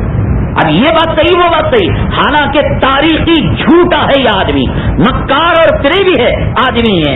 اصل بات یہ ہے حضرت حنظلہ 2 ہے، صحابہ کرام کے اندر ایک رواج تھا کہ ایک نام کے سینکڑوں صحابی رہا کرتے تھے، یہ جو بدری صحابی ہیں 313 ہمارے ائمہ، ہمارے علماء، ہمارے اکابر، ہمارے محدث بیان کرتے ہیں کہ ان کے ناموں کو پڑھ کر پانی پر دم کر دیں تو بیمار شفا یاب ہو جائے. بڑی تلاش کی میں نے کہ اصحاب بدر کے 313 نام ملے. الحمدللہ بڑی مشکل سے 313 نام مل گئے. لیکن آپ یقین نہ کریں کہ 75% نام سیم نام ہے. عبد الرحمان یہ بلہ کے نام ہے. تو حضرت حنزلہ بھی تو کئی نام کے ہوں گے. وہ واقعہ الگ ہے، یہ واقعہ الگ ہے. یہ بے وقوف بنا رہا ہے انگریز کا بچہ کہ دیکھو تمہارے فضائل اعمال کے اندر اس بات کو غلط لکھ دیا گیا ہے. حضرت مالک ابن سنان رضی اللہ تعالیٰ عنہ کے واقعے کو لکھا ہے حضرت شیخ نے کہ آپ نے جو ہے خون کو پی لیا اور فلاں واقعہ پیش آ گیا، پیشاب کو پی لیا یا خون کو پی لیا. کہتے ہیں دیکھو بھی اسلام میں خون حرام ہے نہیں، اسلام کے اندر پیشاب حرام ہے نہیں. اور حضرت شیخ کیسی من گھڑت واقعات لکھتے ہیں. حافظ ابن حجر رحمۃ اللہ علیہ نے الاصابہ کے اندر لکھا ہے کہ مالک ابن سنان نے واقعتاً خون کو پیا ہے. اور حضرات صحابہ کرام کے بارے میں جب کوئی مسئلہ ایسا آتا ہے سامنے جو ہمارے مزاجی شریعت کے خلاف ہے تو ضرور ذہن کے اندر یہ بات لانی چاہیے کہ وہ واقعہ اس واقعے کے حرام ہونے سے پہلے. کسی صحابی کے بارے میں یہ بات آئے کہ انہوں نے شراب پی تو ہم یہ سمجھیں گے شراب حرام ہونے سے پہلے کا واقعہ ہے. کسی صحابی کے بارے میں بات آئے انہوں نے خون پیا ہے تو ہم سمجھیں گے کہ خون کے دم مسفوح کے حرام ہونے سے پہلے. ارے کمبخت تم نے حضرت شیخ زکریا صاحب رحمت اللہ علیہ کے اوپر اعتراف کیا. یہ وہ آدمی ہے کہ جب اس نے مظاہر کے اندر تعلیم کو پایا تو جو استاد تھا استاد کے کمرے پر پیر نہیں رکھا کرتا تھا کہ میرے استاد کے کمرے کی بے ادبی ہو جائے گی. تو فضائل اعمال کے لکھنے کے اندر گستاخی کرے گا. اپنے استاد محترم کی جو شرح رہ گئی تھی ابو داؤد کی بذل المجہود وہ ادھوری رہ گئی تھی. استاد نے وصیت کی کہ میری مثال کے بعد میرے انتقال کے بعد اسے مکمل کر لینا. حضرت گئے مکہ مکرمہ کے اندر سہولتیہ مدرسے کے اندر حضرت نے بذل المجہود کو لکھنا شروع کر دیا، بقیہ جو ہے شرح کو لکھنا شروع کر دیا. تاریخ شاہد ہے کہ جب تک حضرت مدرسہ سہولتیہ میں جس کمرے کے اندر رہے کمرے کا کرایہ ادا کرتے رہے، لائٹ کا بل دیتے رہے، کھانے کا جو ہے وظیفے کا پیسہ دیتے رہے، جو اپنی زندگی میں اتنا پرہیزگار ہو وہ غلط اور من گھڑت قسم کے واقعات کو کیا فضائل اعمال میں لکھ دے گا. یہ دھوکہ دیتے ہیں ہمارے فضائل اعمال کے پڑھنے والے دائی بھائی. تمہاری کمزوری ہے کہ چلے لگے، مہینے لگے، سال لگے، علماء کو تم نے جو ہے نیچی نگاہ سے دیکھنا شروع کر لیا. خدا کی قسم علماء کے محتاج قبر میں جانے تک، جنت میں جانے تک تم رہو گے. ایسے واقعات آئے علماء سے رجوع کرے کہ کیا ہے یہ غیر مقلد انگریز کا بچہ ہمیں ایسے بہکایا کرتا ہے، ایسے کہا کرتا ہے. دیکھو یہ کہتے ہیں سیدنا امام حسین رضی اللہ تعالیٰ عنہ کو کربلا کے میدان میں آپ شہید ہو گئے اور ساری دنیا جانتی ہے ایک ایک پانی کے قطرے کے محتاج ہوئے، آپ بھوکے رہے، پیاسے رہے اور نہتے اللہ کے راستے میں شہید ہو گئے. اب اگر یہ واقعہ آتا ہے فضائل درود میں کہ ایک صاحب ایک بزرگ اللہ والے جاتے ہیں روضہ اقدس صلی اللہ علیہ وسلم کے پاس اور کہتے ہیں اللہ کے حبیب پاک صلی اللہ علیہ وسلم میں آپ کو دور سے درود بھیجا کرتا تھا، آپ کے در اقدس میں مہمان بن کر آ گیا اور میزبان کی شرافت یہ ہے کہ مہمان کو بھوکا نہیں بھیجتا، کئی دن کا بھیکا ہو، صبح میں اٹھتے خواب میں اللہ کے حبیب پاک صلی اللہ علیہ وسلم روٹی دیتے ہیں، فرماتے ہیں کہ میں نے روٹی کو کھایا، ایسی لذت نہ آج تک پایا نہ موت تک ایسی لذت پا سکوں گا. تو پھر فرماتے ہیں جب نیند سے بیدار ہوا آدھی روٹی جو خواب میں کھائی تھی بقیہ آدھی روٹی میں نے ہاتھ میں پائی، اب لگ گیا ہتھیار ان اہل خبیث کے ہاتھ. دیکھو جی حضرت حسین حضور صلی اللہ علیہ وسلم کے نواز سے، اور حضرت حضور صلی اللہ علیہ وسلم نے فرمایا حسین منی وانا من، حسین میرے جگر کا ٹکڑا اور میں اس کا حصہ، وہ میرا حصہ. وسیدہ شبابی اہل الجنت الحسن والحسین، اور حضرت حسن اور حضرت حسین جنتی نوجوانوں کے سردار، ان کو کربلا میں روٹی بھی دیے نہیں، ڈنر بھی دیے نہیں، کولڈ ڈرنکس بھی دیے نہیں. یہ کون کی ضرورت پڑیا کرتے روٹی مل گئی، کیسا جی ہوتا ہے؟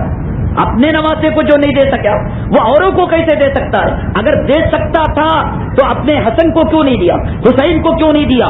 تبوک کے موقع پر سب کے پیٹوں پر ایک ایک پتھر باندھے ہوئے تھے، اپنے پیٹ پر دو پتھر باندھ لیے، آخر کیوں ایسا ہوا؟ ایسی بات ہے. اچھا سوال ہے. ہمارے آدمی ہیں، علماء سے تعلق نہیں، سمجھنے کی صلاحیت نہیں. فجر کے بعد فضائل اعمال ذرا جا کر دیکھو، تسبیح گنتے رہتی. ارے بریانی کی محفل میں کون تو بھی انا سامر کھاتا کہ جی فضائل اعمال پڑھی جا رہی ہے، سنو سمجھو. کتنی محنت سے, کتنی مشقت سے حضرت نے اس کو لکھا. کن حالتوں میں لکھا تمہیں معلوم؟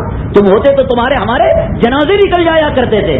کس مشقت سے اور کتنے خلوص سے نکلا. 72 زبانوں میں دنیا کی اس کا ترجمہ ہو گیا. اس کے خلوص کی برکت دیکھو, اللہ کے یہاں اس کی مقبولیت کی علامت دیکھو. کئی کتابیں انہوں نے بھی لکھی, نزول الابرار لکھی, ہدیت المہدی لکھی, عرف الجاوی لکھی. یہ ایسے چھپ گئے جیسے بلی کا پاخانہ چھپتا ہے. خود ان کے مدرسے والے ذرا تمہارے نصاب میں اور تمہاری تعلیم میں, ایجوکیشن میں نکو بھائی, اس کے اندر لچے لچے بات آئے. ہم شان سے دن کے اجالے میں سینہ ٹھوک کر آئے 12 بجے ٹیبل پر رکھ کر ہم پڑھ سکتے ہیں. لو جی فضائل اعمال پڑھو سنو, لو جی در وقتار پڑھو سنو, لو جی بہشتی زیور پڑھو سنو. سچی کتابیں, سچے واقعات ہیں, اللہ تبارک تعالیٰ کے یہاں مقبول ہو گئی. اب ان کے پیٹ میں جلن ہونے لگا. دیکھو بھائی, اس سلسلے میں ایک چیز یاد رکھو. وہ چیز کیا ہے؟ ایک انسان جو کام کرتا ہے اس کو عادت کہتے ہیں. کیا عادت ہے؟ پیروں سے چلنا انسان کی عادت ہے. پیر زمین پر رکھ کر چلنا انسان کی عادت ہے. اب اگر 1 لاکھ آدمی, 50 لاکھ آدمی اپنے پیر زمین پر رکھ کر چلیں, کوئی دیکھتا بھی نہیں. لیکن ایک آدمی ہوا میں اڑ لے کر جا رہا ہے, یہ خرق عادت ہے. یعنی عادت کے خلاف یہ چیز ہے. سمجھ گئے؟ تو جو چیز خرق عادت ہوتی ہے وہ چیز نبی سے صادر ہو تو اس کو معجزہ کہتے ہیں. یعنی انگلیوں سے پانی نکلتا ہے کیا؟ نہیں نکلتا. اللہ کے حبیب پاک صلی اللہ علیہ وسلم ایک کنویں کے پاس انگلیوں سے آپ نے پانی کے جھرنے کو نکالا. آپ لاکھ بنڈا پھینکے چاند کی طرف ٹکڑے ہوتا کیا؟ نہیں ہوتا. اللہ کے حبیب پاک صلی اللہ علیہ وسلم نے اپنی انگلی سے اشارہ فرمایا, چاند کے 2 ٹکڑے ہو گئے. تو جو چیز عادت کے خلاف نبیوں سے صادر ہو اس کو معجزہ کہتے ہیں. جو چیز عادت کے خلاف ولیوں سے صادر ہو اس کو کرامت کہتے ہیں. جو چیز عادت کے خلاف مشرکوں, کافروں, فاسقوں سے نکلے اس کو شعبدہ بازی کہتے ہیں. جادوگر بھی کرتے ہیں. جادوگر ایک کا تو مرغی کے انڈے سے کبوتر نکال دے, اور مرغی کے پیٹ سے کبوتر, کبوتر کے پیٹ سے جو چاہے وہ بھی کرتے ہیں. نبی بھی کرتے ہیں, خواجہ اجمیری بھی کرتے ہیں, اور حضرت عیسیٰ, حضرت صالح بھی کرتے ہیں. لیکن پیغمبر کرے تو معجزہ, اور ولی کرے تو کرامت, اور شعبدہ باز کرے اور جو ہے عام فاسق کرے تو اس کو شعبدہ بازی, مکاری, عیاری, جادوگری, جو بھی نام آپ دے سکتے ہیں.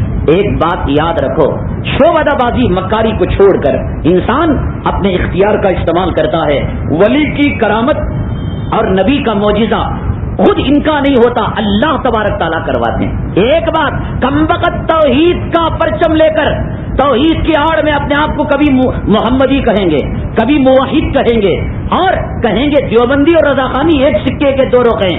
اللہ کی قسم ان سے بڑا مشرک دنیا میں کون بھی نہیں. کیوں؟ اس لیے کہ ہم یہ سمجھتے ہیں کہ معجزہ کون دیتا ہے؟ اللہ نہ دیتا ہے. کیسے؟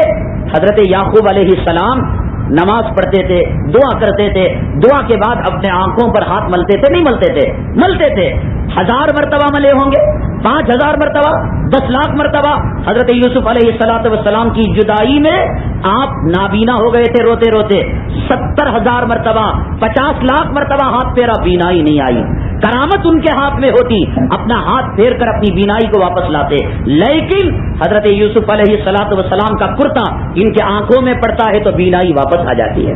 تو بینائی کو لانا اور جو ہے معجزے کو ظاہر کرنا خدا کا کام تھا. خدا نے جب ہاتھ لگا کر اندھا رکھنا چاہا تو برسوں تک اندھا رکھا, اور خدا نے اپنے بیٹے پیغمبر میں اور کم مرتبے کے پیغمبر حضرت یوسف کا کرتا لگا, اللہ تبارک تعالیٰ نے بینائی کو دے دیا. حضرت جناب محمد رسول اللہ صلی اللہ علیہ وسلم ہجرت کو جاتے ہیں, کتنی تکلیف ہوتی ہے. سراقہ نے کتنا انعام رکھا, کہا جو زندہ یا مردہ پکڑ کر لائے گا اس کو 100 سرخ اونٹ انعام دیے جائیں گے. یہاں مکے سے مدینے میں آج 1 گھنٹے میں 1.5 گھنٹے میں ہوائی جہاز چلی جاتی ہے. تیز رفتار سواریاں 3.5-4 آور کے اندر چلے جاتے ہیں. اس زمانے میں اللہ کے حبیب پاک صلی اللہ علیہ وسلم کتنی دقتوں سے, کتنی مشقتوں سے جاتے ہیں. اور چلے جائیے سیدنا سلیمان علیہ السلام کے دور میں, آپ فرماتے ہیں کون ہے جو بلقیس کے تخت کو لے کر آئے گا, تو ایک کہتا ہے مجلس کے بدلنے تک دکھلاؤں گا. دوسرا کہتا ہے نہیں سلیمان آپ اپنے آنکھ کو بند کریں کھولے, فلک جھپکنے سے کم دیر میں بلقیس کے تخت کو لا کر تمہارے سامنے رکھ دوں گا. مجھے یہ بتائیں محمد صلی اللہ علیہ وسلم کا مقام اونچا ہے یا یہ کہ وہ جن جو حضرت سلیمان علیہ الصلوۃ والسلام کا وزیر تھا اس کا مقام اونچا ہے؟ استغفر اللہ استغفر اللہ. نبیوں کے سردار, رسولوں کے سردار, کائنات کے سردار, شافی محشر, ساقی کوثر, حبیب کبریا, امام الانبیاء, کیا لگت ہے کہ اس وزیر کی اور آقا دو عالم صلی اللہ علیہ وسلم کی. لیکن اللہ نے اس وزیر سے یہ کرامت دکھانی چاہی تو پل جھپکنے سے کم مقدار میں بلقیس کا تخت آ گیا. اللہ اس وقت نہ دینا چاہا, اللہ کے حبیب پاک صلی اللہ علیہ وسلم ہجرت کا سفر آسانی سے نہ کر پائے. چلو اور آگے بڑھو. حضرت عائشہ میری اور آپ کی اماں, کائنات کے مسلمانوں کی اماں, حرم سرائی کی محترمہ زوجہ, اللہ کے حبیب پاک صلی اللہ علیہ وسلم کی بیویوں میں پسندیدہ بیوی آپ کی, اور اللہ تبارک تعالیٰ نے دنیا کے اندر کسی پر الزام لگتا ہے تو دنیا کا لائر اس کا دفاع کرتا ہے. عائشہ پر الزام لگا تو خدا لائر بن کر آیت کو نازل فرمایا. یہ ہے اماں عائشہ صدیقہ. چلو وہ الگ عنوان ہے, یہ آپ کی شان مبارک ہے. کوئی بچہ پیدا ہوا, حضرت عائشہ صدیقہ کے کوئی بچہ پیدا ہوا, خدا نے دینا نہیں چاہا. شوہر ہیں محمد صلی اللہ علیہ وسلم, بیوی ہیں اماں عائشہ صدیقہ رضی اللہ تعالیٰ عنہا, خدا نے دینا نہیں چاہا, اماں عائشہ کی اولاد نہیں دی, اور خدا نے دینا چاہا تو بیوی مریم کو بغیر شوہر کے بچہ دے دیا. تو معجزہ اور کرامت اللہ تبارک تعالیٰ کی طرف سے ہوا کرتا ہے. اب حضرت شیخ نے فضائل اعمال میں کسی بات کو لکھ دیا کہ مجھے روٹی مل گئی, مجھے پانی مل گئی, روضہ اقدس سے ہاتھ نکل گیا, تو یہ جو ہاتھ نکلا انہوں نے نکالا یا اللہ نے نکالا؟ یہ جو روٹی ملی اللہ نے دلائی یا انہوں نے دلائی؟ یہ جو پانی ملا اللہ نے دلایا انہوں نے دلایا؟ ہم کہتے ہیں اللہ نے, خبیث و تم کہتے ہو اس نے, اسی وجہ سے تم ایک نمبر کے مشرک ہو. معجزہ اور کرامت اللہ جب چاہتا ہے, جہاں چاہتا ہے, جیسے چاہتا ہے صادر فرماتا ہے. تو یہ اعتراض خدا پر جاتا ہے, یہ کیسے جو ہوتا ہے؟ صحابہ کچھ نہیں ہوا کرتے, ان کو کیسے ہو گیا؟ تیرے پیٹ میں مرچی کیوں ٹوٹ رہی ہے؟ اللہ کرانا چاہا تو اللہ کرا رہا ہے. اللہ کے نبی صلی اللہ علیہ وسلم کو لکھنا آتا تھا؟ کیسا آتا تھا لکھنا؟ بولو نہیں نا, آپ امی اور ان پڑھ تھے نا. تو آج کا ایک جو ہے 7 سال کا بچہ انٹرنیٹ پر بیٹھ کر وہ چیٹنگ کرتا ہے, انٹرنیٹ پر بیٹھ کر ای میل کرتا. استغفر اللہ استغفر اللہ. کیا کوئی یہ کہے گا یہ بچہ نبی کے علم سے بڑھ گیا؟ اللہ تعالیٰ بعض چیزیں بعض کو دے دیتے ہیں. اللہ کے نبی صلی اللہ علیہ وسلم کو پڑھنا نہیں آتا تھا, لکھنا نہیں آتا تھا. ہندوستان کے کافر بچوں کی اولاد کو اللہ نے علم سے نواز دیا. تو بعض چیزوں میں بات بڑھ سکتے ہیں. وہی واقعات کو حضرت شیخ نے فضائل اعمال کے اندر لکھا ہے. تو اب جو ہے یہ واقعات لا کر لوگوں کو گمراہ کیا کرتے ہیں. میرے بھائی انصاف سے بتاؤ, انصاف سے بتاؤ کہ دلوں میں ہمدردی اگر ہوتی, دلوں میں اگر خیر خواہی ہوتی, امت کا درد ہوتا. اللہ کے حبیب پاک صلی اللہ علیہ وسلم خواجہ ابو طالب جب کلمہ پڑھنے سے انکار کرنے لگے, کتنا نہیں تڑپا, کتنا نہیں رویا. ارے وہ چلو بدر کی قیدیوں کو مسجد نبوی صلی اللہ علیہ وسلم کے ستون سے باندھ دیا گیا. تمام صحابہ جہاد کرتے ہوئے تھک گئے تھے, سب خراٹے مار کر سونے لگے. فرماتے ہیں حضرت عبداللہ ابن عباس رضی اللہ تعالیٰ عنہ آقا کو دیکھ رہا تھا, کروٹیں بدل رہے تھے, تڑپ رہے تھے. فرمایا میرے محبوب آپ کو نیند نہیں آتی؟ فرمایا کیسے نیند آتی ہے؟ میرے امت کے قیدی کے ہاتھ کو سختی سے باندھ دیا گیا, چلو اس کے ہاتھ کو ڈھیلا کرو. اللہ کے حبیب پاک صلی اللہ علیہ وسلم اس درجے شفقت کرنے والے, اور امت کے اندر آپ نے یہی درس دیا کہ میری شفقت کو لاؤ, میرے درد کو لاؤ. میرے بھائی یہ جماعت والے احباب, مولانا الیاس صاحب رحمۃ اللہ علیہ کا لشکر, قاسم نانوتوی کا لشکر, دیوبندی مکتب فکر کا لشکر آج فکرے کر رہا ہے. قادیانیت مٹے, انگریزیت مٹے, امریکی تہذیب و تمدن مٹے. حضرت مولانا عبد الخالق مدراسی دامت برکاتہم دارالعلوم دیوبند کے استاد ہیں, اور امریکہ کا سفیر آیا ہوا تھا. کیا کہا تھا؟ فرمایا ہم نے بلایا نہیں, آپ آ گئے. ٹھیک ہے آپ کا اکرام احترام کرتے ہیں, لیکن یاد رکھ لیجئے ہم خوش آمدی بھی نہیں کرتے. بش کی جو ہے ذلت آمیز شکست کے ہم خواہاں ہیں. یہ درس ہے ہمارے اکابرین کا, یہ ترہ ہے ہمارے بزرگوں کا کہ کبھی انہوں نے باطل کے سامنے سر تسلیم کو خم نہیں کیا. ٹھوک بجا کر کہا کہ افغانستان کے اندر جو ہوا وہ غلط ہوا, عراق کے اندر جو ہو رہا ہے یہ ظلم کا ننگا ناچ ہو رہا ہے کسی کی مجال جو ایسے معمولی شرابی کبابی سود خور متولیوں سے ڈرایا جاتا ہے, دھمکایا جاتا ہے, تعلیم دی جاتی ہے کہ مسجدوں میں کیسا ماحول ویسے لکھ کر چلے جاؤ. لیکن امریکہ کے نمائندے کو للکار کر, ٹھوک بجا کر یہ بات کہی جاتی ہے. لیکن یہ ہمارے اکابرین, یہ ہمارے مبلغین دائین جا رہے شراب خانوں کو مسجدوں میں تبدیل کر رہے ہیں، کلبوں کو، ڈانس کے اڈوں کو مدرسوں میں، مکاتب میں تبدیل کر رہے ہیں۔ جہاں اسلام کا نام لینا جرم ہے وہاں اسلام کے پرچم اور توحید کے پرچم کو بلند کر رہے ہیں، ان کے تلووں کو چاٹ رہے ہیں، شرابی کی گالیوں کو سہ رہے ہیں، قاتلوں کے قتل کرنے کے انداز کو سہ رہے ہیں، گالیاں دینے والے، برا بھلا کہنے والے کی سہ رہے۔ پوری دنیا میں ایک مثال بتاؤ، کسی تبلیغ نے کوئی انتقام لیا ہو، بدلا لیا ہو؟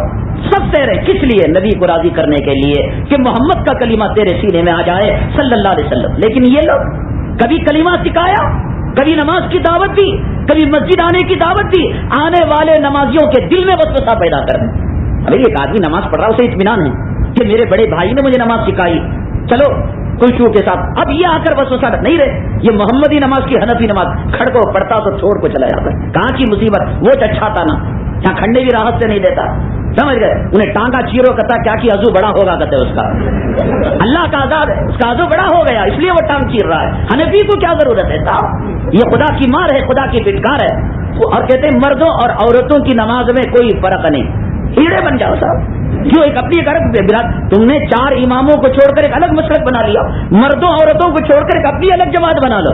اللہ کے حبیب پاک صلی اللہ علیہ وسلم نے فرمایا عورتوں کی نماز الگ ہے، مردوں کی نماز الگ ہے۔ نہیں، میں بھی جو ہے پونی عورت ہی تھی، سینے پر ہاتھ باندھتے ہوں، سو انہیں کیسا جو ہے اپنے پاخانے کی جگہ کو زمین پر لگا کو بیٹھتے، میں بھی لگا، اس کا بھی پیٹ بڑا رہیں گا، 9 مہینے انہیں حمل رکھتا رہیں گا، 9 مہینے انہیں حمل رکھتے رہیں گا، سمجھ گئے؟ تو بہرحال یہ ان کے مسائل ہیں، اتنے گندے گندے اور اتنے فحش الاباد والحفیظ، بہشتی زیور کو اور فضائل اعمال کو اور فقہ کی کتابوں کو سامنے دیکھو جی، کیسا مسئلہ بیان کردہ لینا جی۔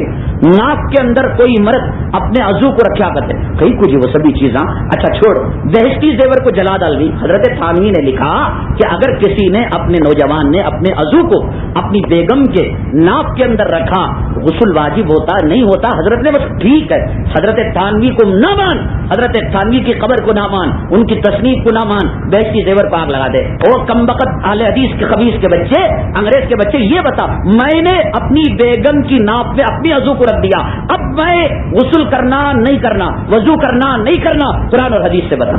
پوچھو ان کو، ان کے مدارس کے اندر جہاں ایک طرف فقہ کو گالیاں دی جاتی ہیں، وہیں فقہ کے اندر یہ لوگ بنا لیتے ہیں۔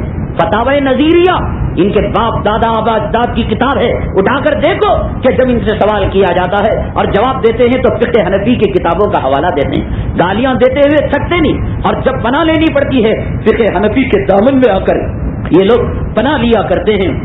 اور ایسے مسئلے جو سیکس سے، شہوت آمیز سے جو ہے تعلق رکھتے ہیں، کہ جو مجھے گندے گندے کیا جی ضرورت؟ ایک انسان جو ہے ایک جانور کے ساتھ بدکاری کیا، حضرت علی کے زمانے میں اس کی سزا تجویز ہوئی، اسے پہاڑ سے نیچے دھکا دے کر گرا دیا جاتا تھا، قتل کر دیا۔ حضرت علی کو پوچھو، لچے لچے مسئلے کئی مجھے حضرت علی بیان کر رہے۔ قرآن کو پوچھو، قرآن کہتا ہے سورہ بقرہ میں دوسرے پارے میں یسألونک عن المحیض قل هو اذى فاعتزلوا النساء في المحیض، لوگ آپ سے آ کر عورت کی ماہواری کے بارے میں سوال کر رہے ہیں، تو آپ کہہ دیجئے محمد صلی اللہ علیہ وسلم تو کہو اے جبرائیل ہمارے پیکا کا تجھے بھی گر ہے، مہینے کو تو بھی چھنتے، 3 دن کے تو بھی چھنتے ہے، جاؤ پوچھو۔ خبیث تیرے دماغ میں خبر، تیرے دل میں گندگی ہے، تو تب تیرے دل میں گندگی ہوئی تو قرآن کے اندر گندے گندے مسئلے نکلیں گے، حدیث میں گندے گندے مسئلے تجھے دکھیں گے، اور فقہ کی کتابوں میں گندے گندے، لیکن تیرے جیسا ہمارے علماء نے بیان نہیں کیا۔ کیا تیری کتابوں کے اندر لکھا ہوا ہے کنز الحقائق کے اندر شراب پاک ہے، خوب وضو کر، شراب سے وضو کر، اس لیے کہ شراب پاک ہے، اور جانور کے اندر ایک دم مسفوح کو چھوڑ کر، بہتے ہوئے خون کو چھوڑ کر بقیہ سب چیزیں حرام ہے، جو ہے حلال ہے۔ تو جو ہے بعض علاقوں میں جو ہے یہ گھوڑا کھانا جائز ہے، احناف بھی کہتے ہیں جائز ہے، لیکن اگر گھوڑے کو کھایا جانے لگے تو جہاد کے آلات کم ہو جائیں گے، اس لیے مکروہ کہتے ہیں۔ مکروہ لغیرہ ہی ہے، یعنی جہاد کی وجہ سے مکروہ ہے۔ اگر کوئی کھانا چاہے، کہیں جنگل میں پیش آ گیا واقعہ کہ آپ کے پاس کوئی چیز نہیں، کوئی ذبح کر کر اس کو کھا سکتا ہے، فقہ نے بیان کیا۔ اب لو صاحب ان کی کتاب کا مسئلہ، خون کے علاوہ تمام اعضاء جو ہے کھانا جائز ہے، تو ان کم وقتوں کو پتا چل جائے گا کہ کوئی حنفی جماعت جنگل میں ہی گھوڑا کاٹی تو یہ پیشاب پیخانے کا عضو کباب بنا کو کھا لیتے، ان کا جائز ہے جی۔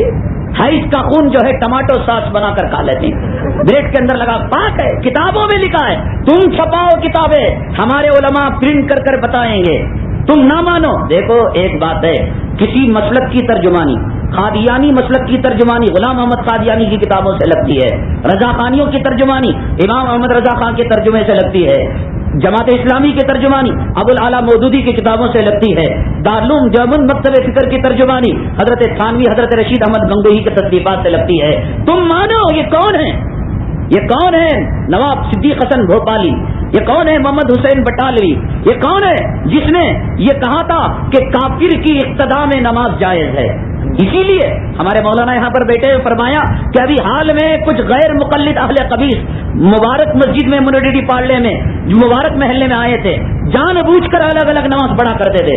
مولانا نے ٹوکا تو انہوں نے صاف کہا کہ صاحب ان لوگوں کے پیچھے ہماری نماز نہیں ہوتی، غلطی تو مولانا کی تھی کہ وہ مسلمانوں کے پیچھے نماز نہیں پڑھتے، اس لیے کہ ان کی کتابوں میں لکھا ہے کہ دیانند سوامی اور جو ہے پنڈت کے پیچھے ان کافر کے پیچھے ان کی نماز ہوتی ہے، وہ حنفیوں کے پیچھے کب پڑھیں گے، وہ بزرگوں کے پیچھے کب پڑھیں گے؟ قادیانی ایک امام، ان کی جو ہے ایک کتاب ہے البحر البلیغ، اور ان کے ایک عالم ہے مرزا محمود صاحب، قادیانوں کے عالم محمد حسین بٹالوی مرزا محمود کے پاس جا کر 10 بستہ ہاتھ جوڑ کر کہتا ہے کہ صاحب ہماری مسجد میں تم نماز پڑھو، قادیانی سے تیرا کیا لینا دینا؟ یا حنفیوں کو ماننے والوں کو گالیاں، وہاں مرزا محمود کے سامنے ہاتھ جوڑتا ہے، وہ کہتا ہے جاؤ جی کافران کی مسجد میں نہیں آتا۔ یہی یہ جو ہے مرزائیوں کا بڑا جب شادی کرنا چاہا تو یہی ان کے جو شیخ الکل میاں نذیر حسین تھے دلی میں، یہ گئے اور انہوں نے جا کر ایک قادیانی امام کا نکاح پڑھایا اور ہدیے میں 5 روپے اور ایک مسلح ان کو ملا۔ ان کی کتابوں میں یہ بات لکھی۔ کہاں گالیاں دیتے ہو صاحب حضرت تھانوی رحمۃ اللہ علیہ کو؟ اپنے گھر کی خبر لو، کہاں گالیاں دیتے ہو بہشتی زیور کو، کہاں گالیاں دیتے ہو فضائل اعمال کو؟ میرے بھائی ہمارا نام کیا ہے؟ اہل سنت والجماعت، اور یہ نام ہم نے کہاں سے الاٹ کیا؟ ہم نے جناب محمد رسول اللہ صلی اللہ علیہ وسلم کے دربار سے۔ آپ نے فرمایا میری امت 73 فرقوں میں تقسیم ہو جائے گی، 70 پر 2 فرقے جہنم میں جائیں گے، 1 فرقہ جنت میں جائے گا۔ صحابہ کرام نے عرض کیا کون سا فرقہ؟ آپ نے فرمایا ما انا علی، جس پر میں ہوں، آپ جس پر ہیں کیا ہوا؟ اہل سنت و اصحابی، اور جس پر صحابہ ہیں والجماعت۔ ہم نے یہ نام کہاں سے الاٹ کرایا؟ نبی کے دربار سے۔ اور خبیث اہل حدیث نے اپنا نام کہاں سے الاٹ کرایا؟ ملکہ وکٹوریہ کے دربار سے۔ محمد حسین بٹالوی جس وقت ہندوستان کے اندر ہمارے اکابرین شہید ہو رہے تھے، مالٹا جا رہے تھے، درختوں پر سولیاں لٹکائے جا رہے تھے، کالی پانی انڈمان نکوبار جا رہے تھے، ایسے وقت میں الاقتصاد فی مسائل الجہاد لکھ کر محمد حسین بٹالوی نے انگریزوں کی نمک کاری کا حق ادا کرتے ہوئے کہا کہ ہندوستان دارالحرب نہیں بلکہ ہندوستان دارالاسلام ہے اور انگریزوں کی حکومت عین اسلامی حکومت ہے۔ کہاں حسین احمد مدنی رحمت اللہ علیہ کا کہنا کہ میں آج عدالت کے اندر آیا ہوں تو یہ پگڑی نہیں سر پر کفن باندھ کر آیا ہوں؟ کہاں محمد حسین بٹالوی کا الاقتصاد فی مسائل الجہاد لکھ کر انگریزوں کی حکومت کو اسلامی مملکت اور اسلامی حکومت کہنا؟ میرے بھائی یہ جب انہوں نے انگریزوں کی تعریف کی، انگریزوں کی توصیف کی اور مسلمانوں کے اندر ورغلایا نہیں انگریزوں کے خلاف جہاد نہیں کرنا چاہیے، تو ملکہ وکٹوریہ نے ان کی وفاداری کے صلے میں ان کو چھیڑا کرتے تھے وہابی کہہ کر، تو ملکہ وکٹوریہ نے ان کی وفاداری اور ان کی جو ہے خدمت کے صلے میں اپنے دربار سے نام الاٹ کرایا اہل حدیث۔ اس سے پہلے ان کا کوئی وجود نہیں۔